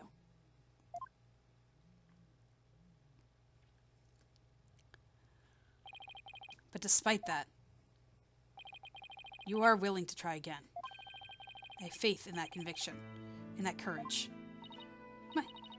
My courage? Ah, so she was doomed to fail if she didn't have the courage to perform the seance. But it looks like she's got the determination to try again. Right. And that's a bet I'm willing to take. But it is as Mother said, I've erred in my insights as of late. Not only have I failed to reveal the truth, I've also contributed to false accusations. Knowing that, can you still say that you believe in me? Objection! I wouldn't take stock in those words, your benevolence. Despite what your mother says, I don't think you've made any errors at all. Huh? In the trials I've been a part of here in Curain, I would have never proven my client's innocence without your seances. Because even though they didn't always reflect the absolute truth, the insights they provided served as vital leads to finding the truth. Vital leads? My seances?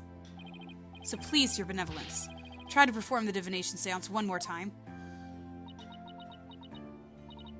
Objection!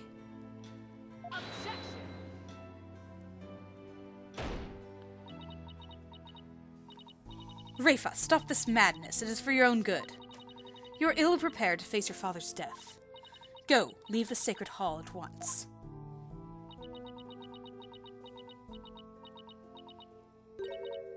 No. What did you say? I said no, Mother! For I am the royal priestess of Curain. I have no need for you now. Even if you do not need me, Mother.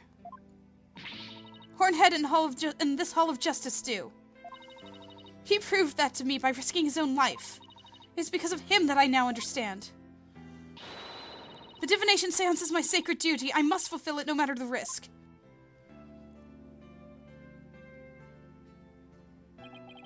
Your benevolence. Mother taught me that the divination seance was a mirror reflecting not but the truth. But I began to have my doubts after Barbed Head disproved the insights of Alfred. And now I don't even know who or what to trust anymore. Father, Mother, even Nana. I had believed in them above all others. But I finally know now. I know in what I can trust.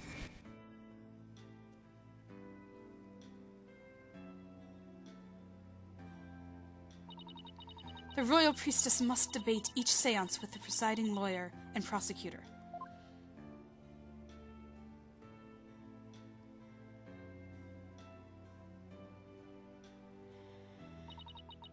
So that it can be interpreted properly. That is how I believe trials are here in Curain should function.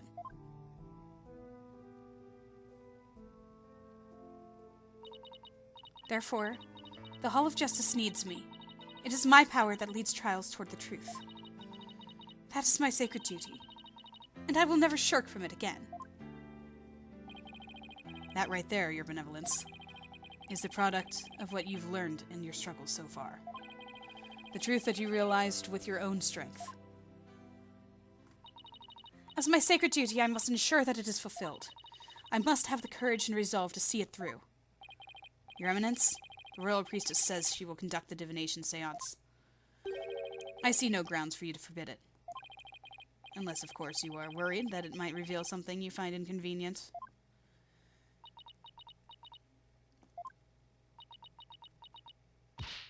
Mother, I am done letting you have your way.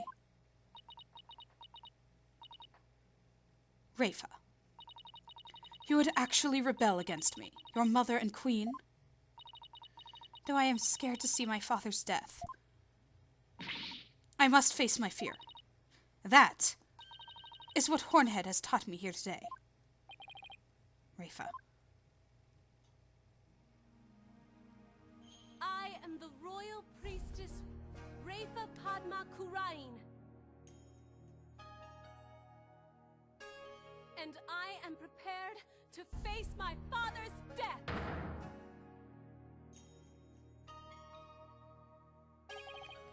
Your Eminence, it seems that the princess is more grown up than you thought. Rafa. Well then, let's proceed with the divination seance. The victim's final moments. This should be interesting. I wonder what Inga's memories are going to show us. It's gotta be the tomb, though, right?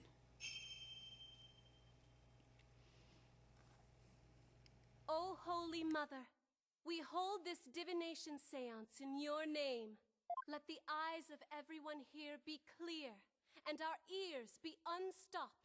O dance of devotion, guide the victim's soul to me, so that we may receive their final memories in the pool of souls.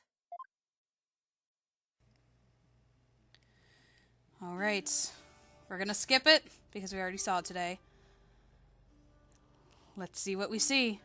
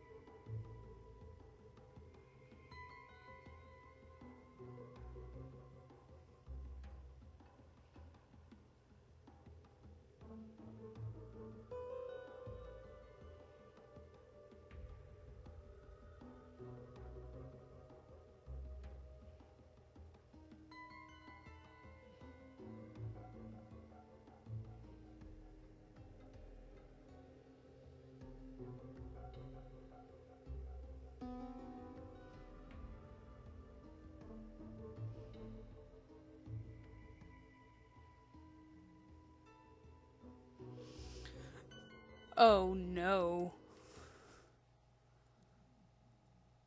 That he felt pain. Oh no. What in the... A faceless being? What the heck? Was I right? About the faceless thing? Its face is just like that picture of the founder.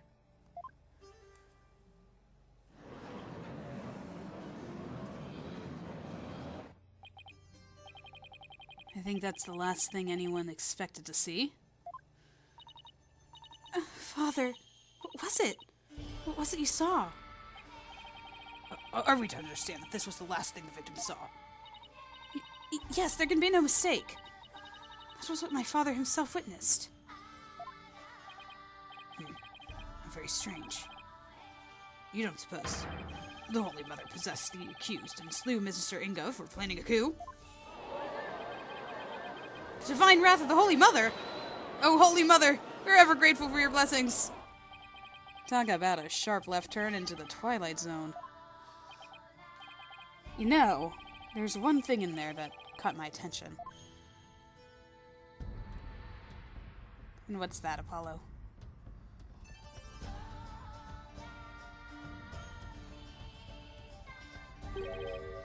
That laugh. Who does it belong to and why are they laughing? Who knows, though I suppose it could be Dirk after he slew my husband.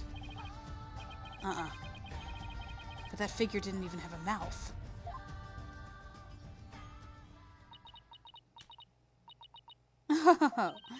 I think we're done here, lawyer. How so? You claim that Minister Inga was stabbed in his private quarters, and feeling no pain, went to the tomb where he eventually fell dead.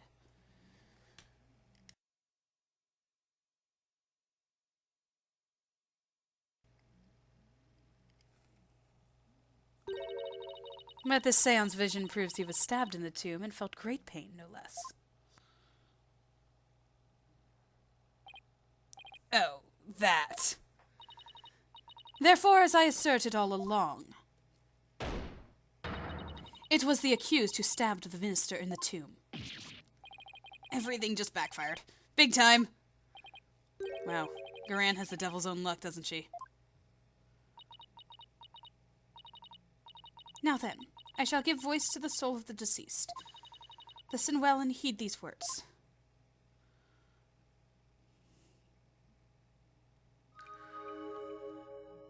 Alright. At least she's not, like, against me. She's neutral. She's a neutral party here. At around 3 p.m., my father was waiting in the tomb to make the hostage exchange. He was drinking grape juice while gazing upon the picture of the Holy Mother. He had been waiting vigilantly when suddenly he heard Dirk's voice. The next moment, he was stabbed in the back and collapsed. My father tried to shoot his attacker, but he missed and the attacker let out a laugh. Okay. So what now, Mr. Wright? It's up to us to knock holes in Rafa's interpretations of Inga's memories.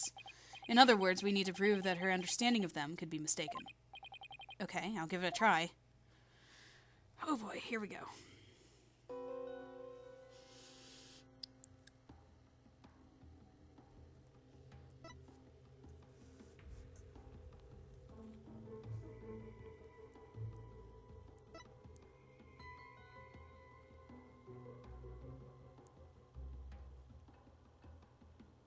There's the voice, but he doesn't turn around.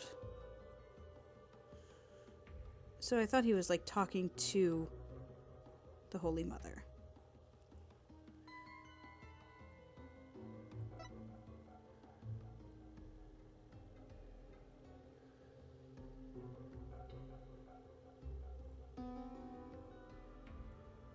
Wait. What's the dot?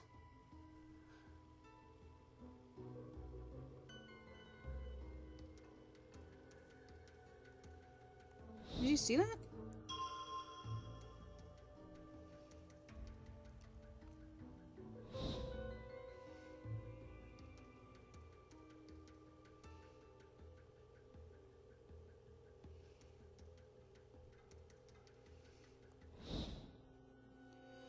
Okay, here's the problem.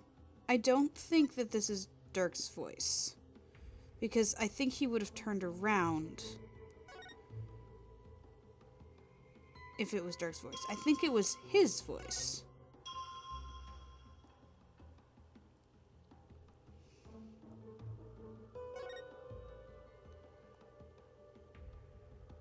Objection!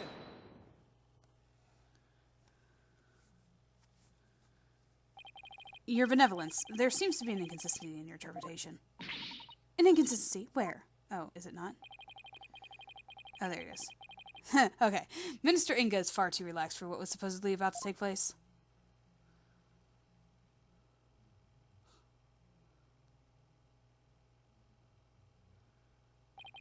When he heard the voice you claim is Dirk's, he didn't seem the least bit alarmed. He just kept looking at the picture of the founder. Aha! Yeah, we need to go in on that. I think it's his voice. That's strange, right? He was waiting for Dirk to arrive with the founder's orb, but when he heard that voice, he didn't even turn to look. Don't you think he would have been worried about being attacked from behind? Then whose voice was it? It was likely someone whose presence wouldn't have alarmed him. His own? Someone like a friend. But there were no third party at the scene of the crime. Therefore, the voice can only have belonged to Dirk. The voice of a third party who wasn't there in the tomb. Apollo, don't we have something that could reveal the owner of the mystery voice? You know, I think we do. I think we do. Something that Inga had while he was waiting for Dirk.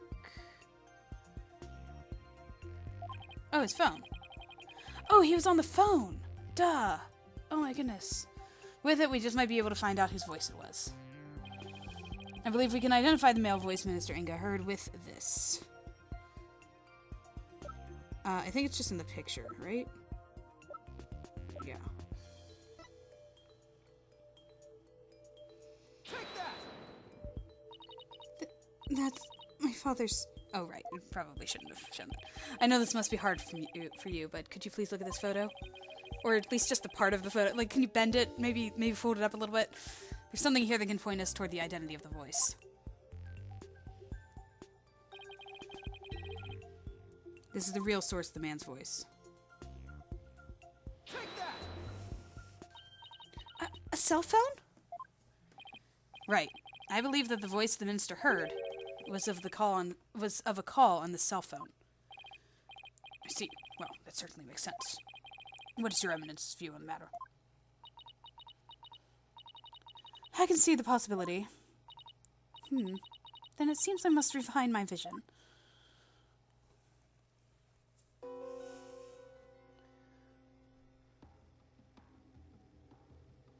It doesn't even have a name. Just subordinate. It appears the voice belonged to one of my father's subordinates.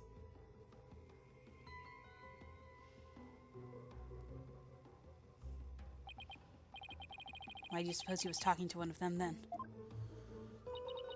My father had members of the secret police positioned throughout the palace. They were supposed to contact him as soon as they saw Dirk and the rest of you.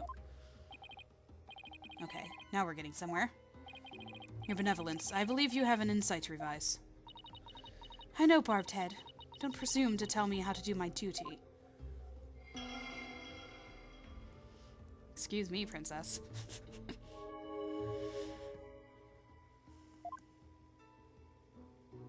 Okay.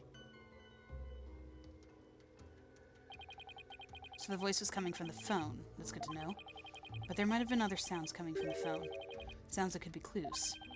Let's take another look at Rafa's insights and really focus on the various sensations. Okay, I think I'm getting the hang of this now. Okay, so listen to the sounds then? Are the sounds my main thing?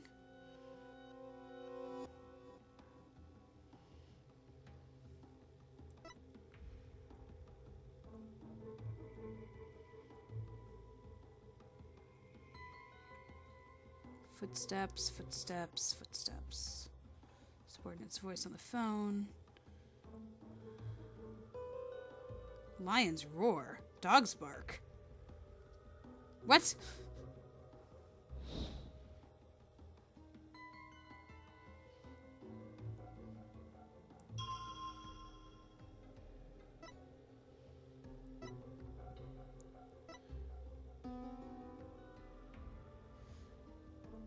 He's not at the palace. He's in the bazaar. That's not a lion roaring. That's a warbat.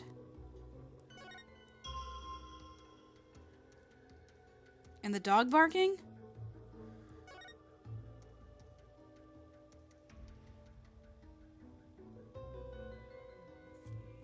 Would that be Shadow?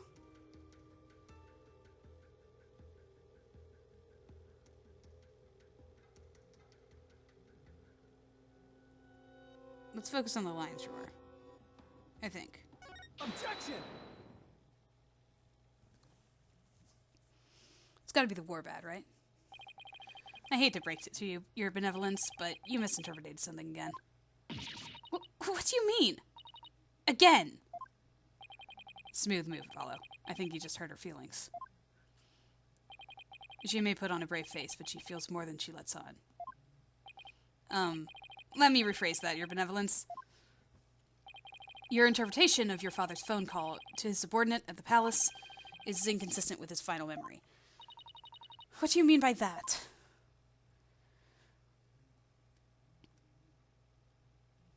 taking a while to load into these images here. The lion's roar could be heard over the phone. Don't you find that strange? You claimed the call was with someone at the palace.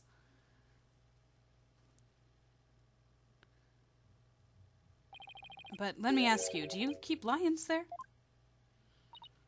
No, the only animals at the palace are little birdies and my pet frog. You have a pet frog? Wait, that giant one in front of the minister's house is her pet? Oh, I don't remember seeing that. Besides, there aren't any lions in Kurain. We don't even have any zoos. A rather sad state of affairs, I'm afraid. Well, I remember hearing a sound like that. The lion's roar coming from the phone is actually from something hanging out in the bazaar. The jungle! Isn't that the cry of the warbat over in the bazaar? Ah!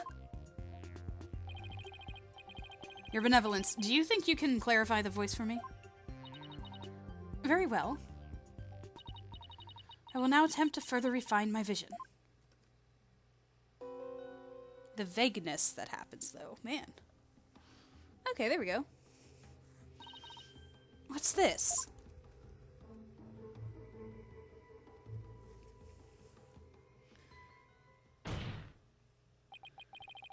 Just as I suspected. It was the call of a warbat. That means the subordinate Mr. Inga was talking to was in the bazaar, not the palace. But why is it important where the call came from? What significance could it have? She's right. Is it important to know where the call was made from? Yes, because he was supposed to... We were saying that he called because he saw... Dirk coming or something. It's actually very important. Knowing that the person on the other end was in the bazaar means... that the loud explosion might not have been the sound of a gunshot. But... I can think of no other item that makes such a noise in the area. Oh my gosh! It's a firecracker! Go ahead, Apollo. Tell her. Tell Rafa the real source of that sound. Will do. Oh my gosh. Well, Hornhead, I'm waiting. What was the true source of that explosive sound?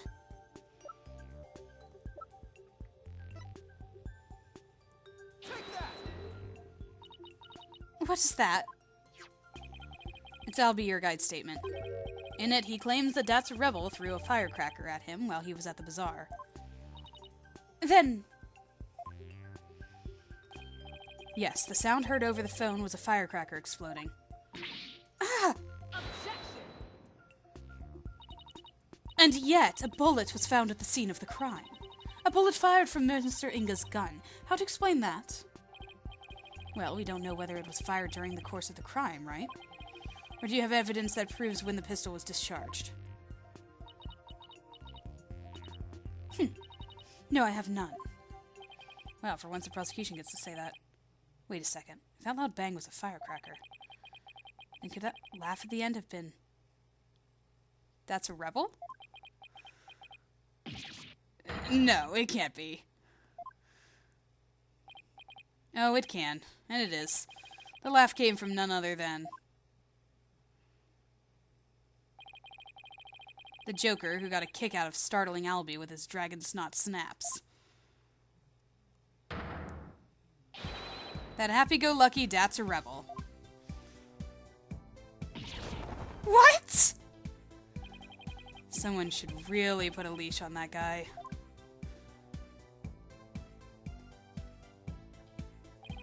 I shudder to think how one man can be the cause of so much trouble. Hey there, AJPW, y'all can thank me later. No one asked for your commentary, Mr. Rebel. Your benevolence. Do you need to revise your insight? It would appear so.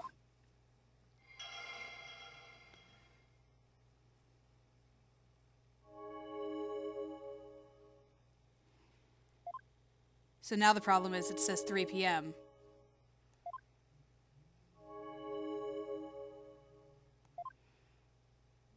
But it did not happen at 3 p.m. It happened at 2. Well, this changes everything. Let's go over the details of Rafa's insight again.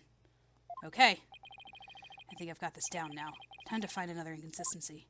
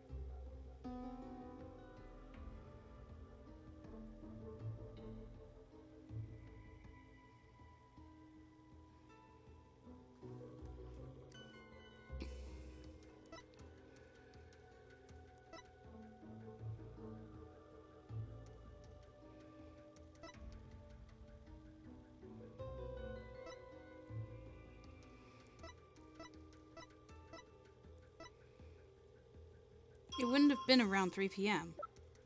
I have evidence. I can't... Shadow was surprised by a firecracker. Ran into the courtyard and stole Nana's hat at about 2 p.m.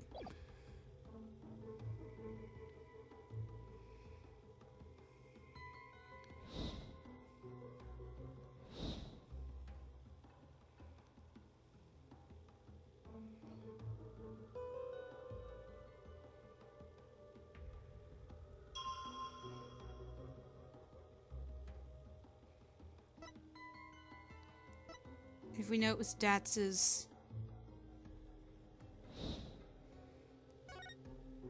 I don't know how to prove that without just throwing evidence at it. It wants me to continue the insight thing, though.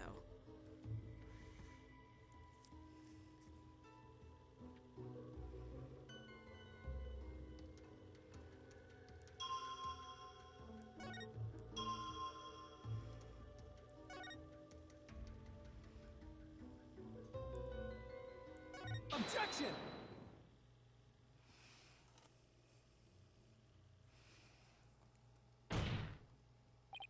Your benevolence. There's a glaring problem with this insight. There is? You stated that the murder happened at around 3 p.m., which is right around the time my client arrived at the scene. However, now that we know what the source of the loud bang is, your insight conflicts with a certain piece of evidence. I suppose I have to ask the obvious here. What evidence conflicts with the claim that the murder occurred at 3 p.m.? There we go. That's what I want to do. I want to throw evidence at it. Throw evidence at it. I'll be your guide's statement. Again? Yes, because to summarize what he said, at around 2 p.m., Shadow was surprised by a firecracker and ran into the palace courtyard. Around 2 p.m. That's right. 2 p.m. Not 3 p.m. Oh, she looks nervous. Are you suggesting... Her eye is twitching. I think you know where I'm going with this. Dad's laugh, the cry of the warbad, and the bang of the firecracker were all heard right before Minister Inga's death. Thanks to Albie's statement, we can put a definitive timestamp on all these sounds. Therefore, what this vision shows is that it's extremely likely that the deceased's final moments were at 2, rather than 3, as we had originally thought. Dare I ask? It means the murder took place a full hour before Dirk entered the tomb. Volkunka! Ugh! How could this be? Are you saying that I, the very personification of the law, have been mistaken? Yes, I am. Oh, I knew those nails would break. Now you see why justice will always prevail. Bring it home.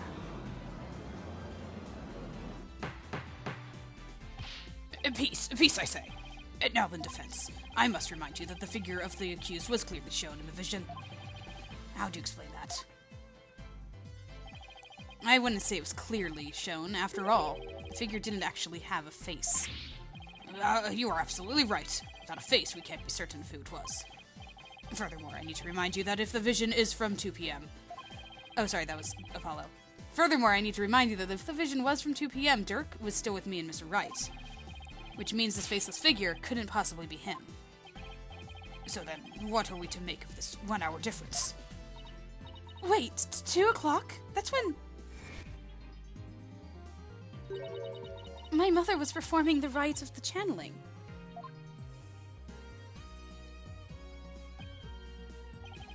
The palace guards had all been reassigned to guard the channeling chamber for the rite. Don't tell me. The royal residence. It would have been virtually unguarded. Which means the real killer could have easily slipped unseen into Amara's tomb. Defense, are you saying that this is someone disguised as the accused? That's exactly what I believe, Your Majesty. Preposterous. Disguises cannot deceive the memories of the dead. That the face did not appear this time is mere happenstance. Had it appeared, such a subterfuge would have been clear as day. He's got a point there. Anyone who knows about the divination seance would have tried to hide their face. Nevertheless, our killer openly appeared before Inga. Question is why? Apollo. Maybe the killer could afford to be so bold. Because they knew their face wouldn't show up in the seance vision. What? It's possible that the killer dared to dress in Dirk's clothes and stand square in front of Inga. Precisely because they knew they could get away with it. Oh, sorry, that was Apollo. When did it switch? And stand square in front of Inga, precisely because they knew they could get away with it. But how could anyone be so sure of something like that? A long time ago, I heard of a cognitive disorder that impairs a person's ability to distinguish between different faces. What if Inga had it? Then are you saying that this is literally how Inga saw the world? Yes. We can't normally see through the eyes of others, but in this case we can. And if he had that disorder, I imagine this is how faces appeared to him in life. Okay, let's say that the killer knew that Inga had such a disorder. They could definitely use it to pin the crime on Dirk, but if you're wondering about how to prove that Inga had it, you already have what you need. Really? Well, defense, do you have anything to show this court? Yes, I believe so. Frankly, I have no idea what Mr. Wright means, but I'll look in the evidence over again. I do. I know what he means. It's just, you weren't there whenever they found it, so it's fine. It's fine. You can be, like, confused for a second. Take that! A notepad. Yes, it was found in Minister Inga's room. And it holds the answer you're looking for. We're looking for. As you can see, it's filled with detailed notes on various individuals. What kind of clothes they wear, hairstyles, and other discerning physical characteristics. And this is connected to the faceless nature of the killer. How? Let me see what exactly it says, because I think I saw something that was interesting. Yeah. Huh. Okay.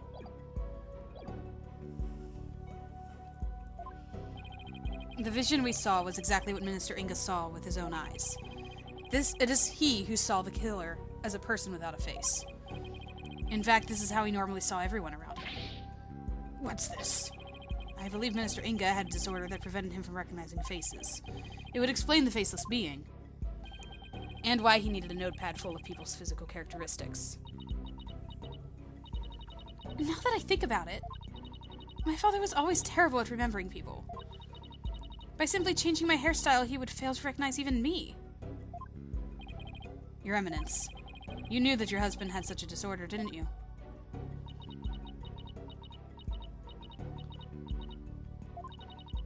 He never wished for it to become public knowledge. But I suppose there's no use in keeping it quiet about it now. It is as you say. My late husband had a special disorder that hindered his ability to recognize faces. The medical term for it is prosopagnosia. Prosopagnosia? Prosopagnosia. So Mr. Wright was right. Of course, he always is. The memories of those afflicted with such disorders in life do appear strange at times. And there is precedence for this. So the killer likely knew about the disorder and used it to their advantage. Right, so there's someone who is both knowledgeable about the divination seance and aware of Inga's affliction. Your Eminence? Who knew about your husband's condition? A small number of servants who tended to his needs. Wait a second. Oh no, she was doing her thing. I was about to say, I was like, wait, she no longer has an alibi because we saw her before what we thought was the murder was, or when the murder was, but it was actually at 2, but no, she was channeling spirits, so it still couldn't have been her. Never mind. Naina's still a suspect. A small number of servants who tended to his needs. And me. Surely you are not about to insinuate that I committed this crime? Oh, no, Your Eminence. Still, could she have done it? Garan has an alibi, remember? Oh, right. She was conducting the rite of channeling at 2 p.m. Yep. In that case... Your Eminence, does Dana know about Minister Inga's disorder? Of course she does. She is our head servant. So as head servant, she knew about Minister Inga's condition. And as the princess's personal attendant, she is familiar with the divination seance. If these two facts together don't make her a possible suspect, I don't know what would.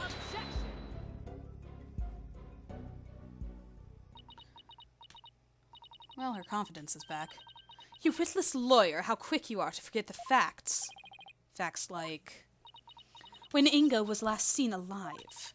You claim he was slain at 2, yet that is impossible. For Rafa saw him at 2:30. Ah! He did completely forget about that. I did completely forget about that. No, there must be some mistake.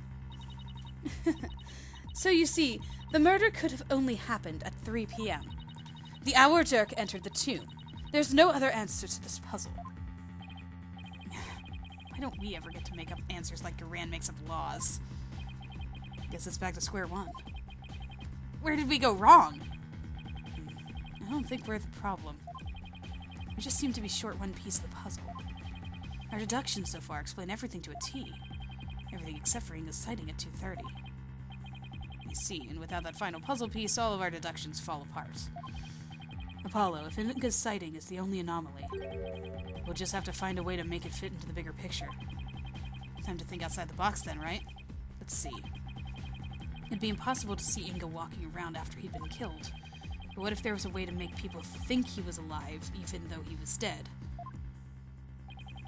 Like a way to make people witness the living dead? Sounds like some kind of TV show. Things like that don't just happen in real life.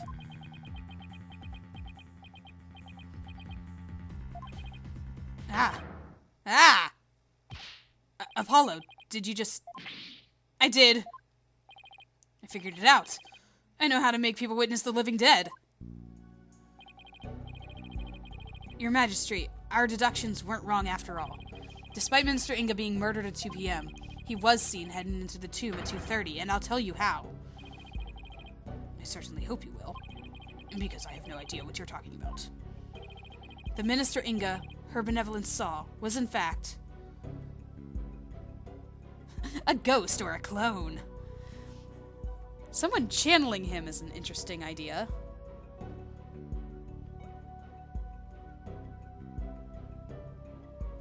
I was gonna say someone disguised as him.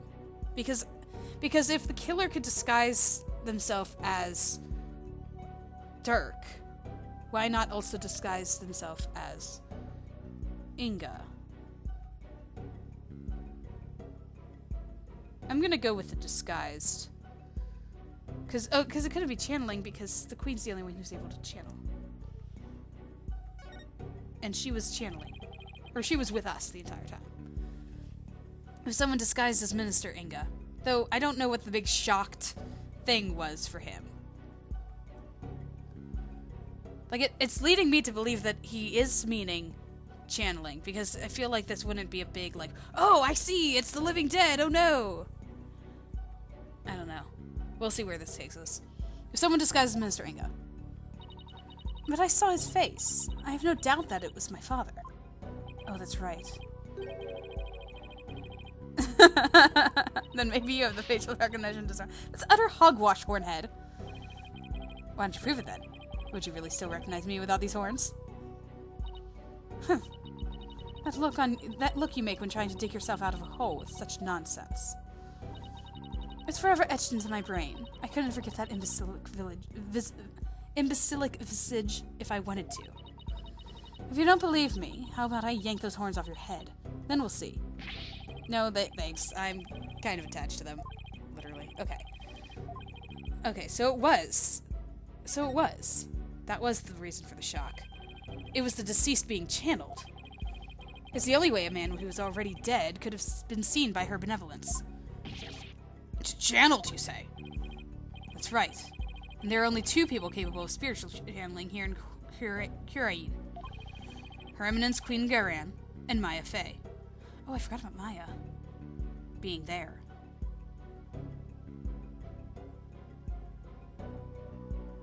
Why would Maya channel him, though? It's possible that one of them was channeling the minister. It would seem that you are ever bent on making me party to this crime. Prosecutor, what was I doing at 2:30 p.m., the time at which my husband was seen? Eminence. I believe you had completed the channeling rite, and were having tea with the king of the neighboring realm. There would have been many attendants there, too. Nayuta has to keep up with her schedule, too. What doesn't she make him do? Then that leaves only Maya. Yeah, it does. Maybe someone was forcing her to use her power toward nefarious ends. The real killer could have been threatening her. That cannot be! So then Inga's scream. That was probably from when he woke up from being called back to this world. After all, that's when the flow of time would have picked back up from him after he died. So Minister Inga probably left to his feet, thinking he just had a nightmare. Then realizing it was almost time for the hostage exchange, he raced off to Amara's tomb, not even realizing he was already dead. Then, her benevolence really did see a dead man running.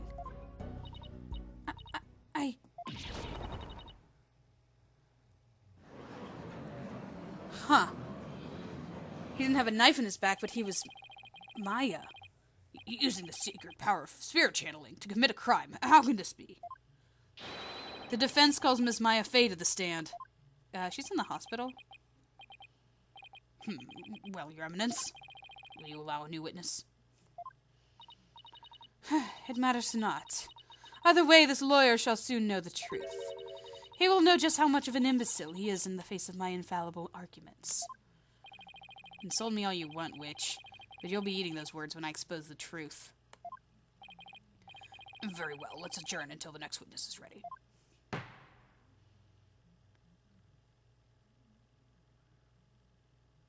I like it. I'm liking this. Also, I need to go with my gut. I need to learn to go with my gut. Because my gut was, oh, spirit channeling, that's the thing. And then I'm like, wait, no, this doesn't make any sense. I totally forgot about Maya. Oh my goodness. Yeah, wow. Okay, we're getting back onto like longer parts because we are in court now. So things are going. Things are going and chugging along.